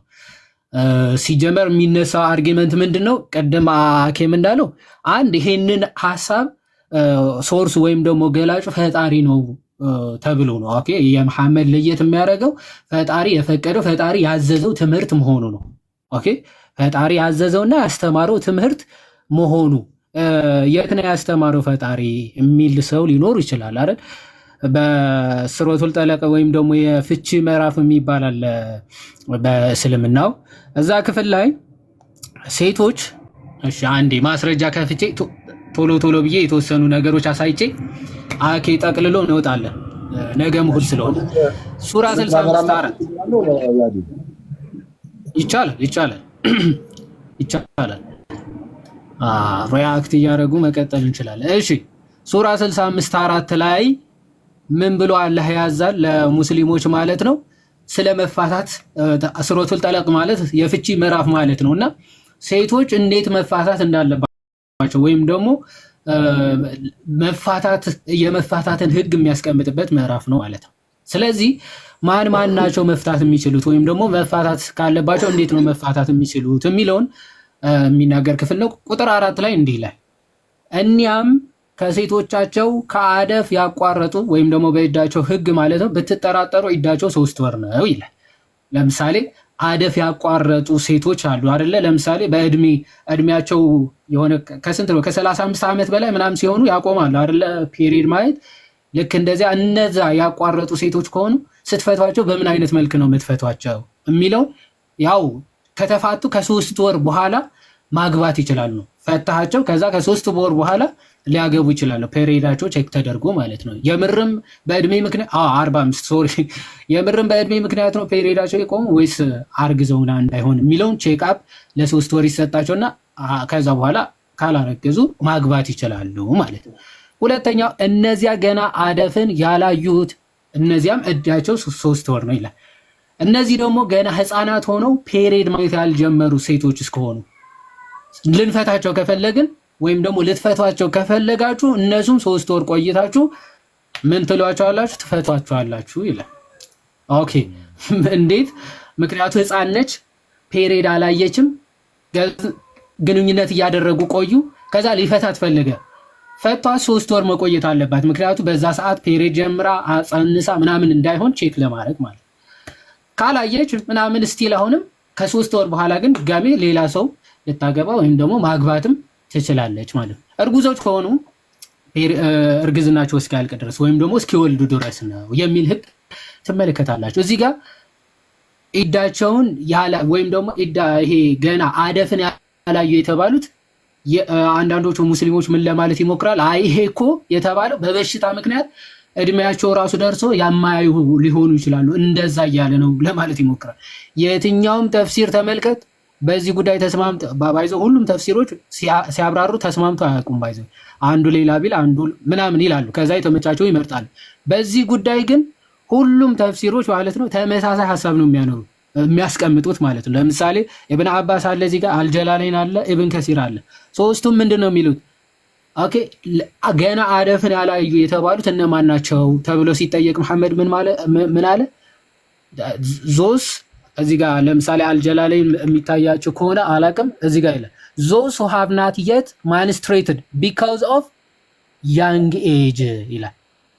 እድሜያቸው በጣም ትንሽ ከመሆኑ የተነሳ ፔሪድን ያላዩ ሴቶች ፈታችኋቸው 3 ወር ቆይተው ድጋሚ ማግባት ይችላሉ ይላል። ኢብን ከሲርም ተመሳሳይ ሐሳብ ያነሳል። ስለዚህ በፈጣሪያቸው ደረጃ ምን ይላል? ፔሪድ ያላዩ ሴቶች ማግባት እንደሚቻል፣ ማግባት ብቻ አይደለም መፍታትም እንደሚችል ህግ እያስቀመጠ ነው። ይሄን መሰረት አድርጎ መሐመድ ራሱ አይሻ ጅብሪል በካርተን ወይም ደግሞ ይሄ ሸራ ስሎ ሰጠኝ እና አንቺ ሚስቴ እንደምትሆኝ አላህ ነግሮ ነበር፣ ወይም ደግሞ አሳይቶኝ በጅብሪል በኩል ነው አይሻ እንዲያገባት ባይዘው የታጨችለት ማለት ነው።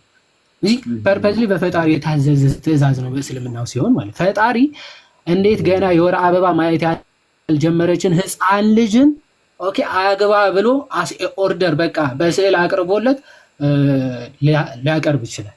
ገና ፔሪድ ማየት ያልጀመረች እቃ ብላ ጠግባ ያልጨረሰች ህፃን ልጅ መምረጥ ክፉና ደጉ መምረጥ የማትችል ልጅ እንዴት ሊያጋባው ይችላል ተብሎ ሲጠየቁ ድንግል ማርያም ገብርኤል መጥቶ አብስሯት ይህ እንዴት ሊሆን ይችላል ብላ ኦኬ ራሷ ኮንፌስ አድርጋ ይሁንልኝ ይደረግልኝ ብላ አሜን ብላ መቀበል ምስል እናት ማነጻጸር አታፍሩ ማለት ሼም አይደለም?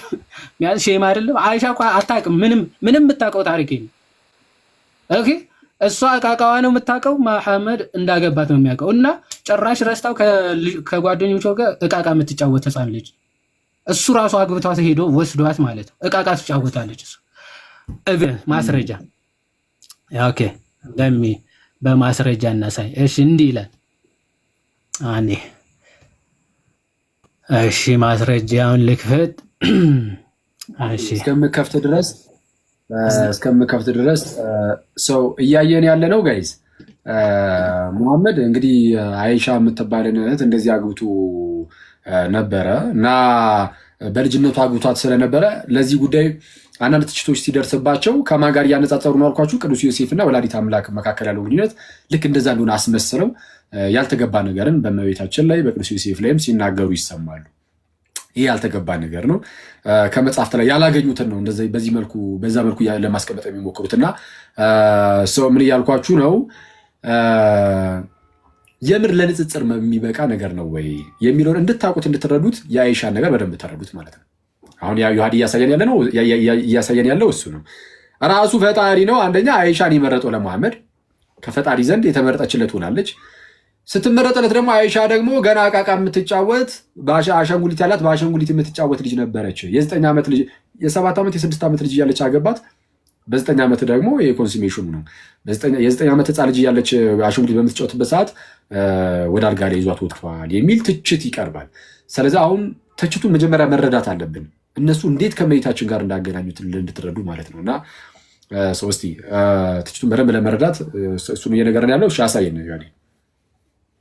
ያ በጣም ተስፋችን ኢየሱስ ነው የሚለው ኮመንት ጥሩ ነው። ተስፋችን ኢየሱስ ሁሌም ሌላ ቦታም ስትሄዱ ከአሁን በኋላ እንደውም ጥሩ ነው። ተስፋችን ኢየሱስ የሚለው ጥሩ ኮመንት ነው።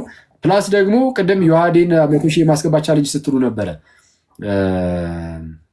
እያሰብንበት ነበረ እኛም በምን መልኩ ነገሮች እንትን እንደምንል። የኔም አካውንት አጋጣሚ በጣም ስለተመታ ቪዲዮ ያን ያህል ብሰራም ያን ያህል የሚጠቅሙ አልመሰለኝም። ስለዚ የተወሰነ ይነሳሳና ቪዲዮ እኔም የምሰራለት ይሆናል። ፕሊዝ በተቻላችሁት አቅም ዮሐዴን ፎሎ ያላደረጋችሁ ሰዎች ፎሎ አድርጉት። በጣም የተወደደ ወንድማችን ነው። እስልምና ላይ ይሰራል። እስልምና ላይ ሲሰራም ደግሞ የሆነ ጥሩ በሆነ ወይ ይሰራል። ጥሩ ነው። አሪፍ ነው። በጣም ቆንጆ፣ በደንብ እውቀቱን በጣም ቆንጆ ነው። ፕላስ ደግሞ ሰዎችን በማያበሽቅ መልኩ እያደረገ ለማስረዳት የሚሞክር ወንድማችን ስለሆነ ፎሎ ማድረግ አትርሱ። ዮሐዴን እስልምና ላይ ብቻ አይደለም ፕሮቴስታንቲዝም ላይ ሌሎችም ላይ ይሰራል እንደዚሁ። ዮሐዴን ፎሎ አድርጉት። እሺ ቀጥል ሶይ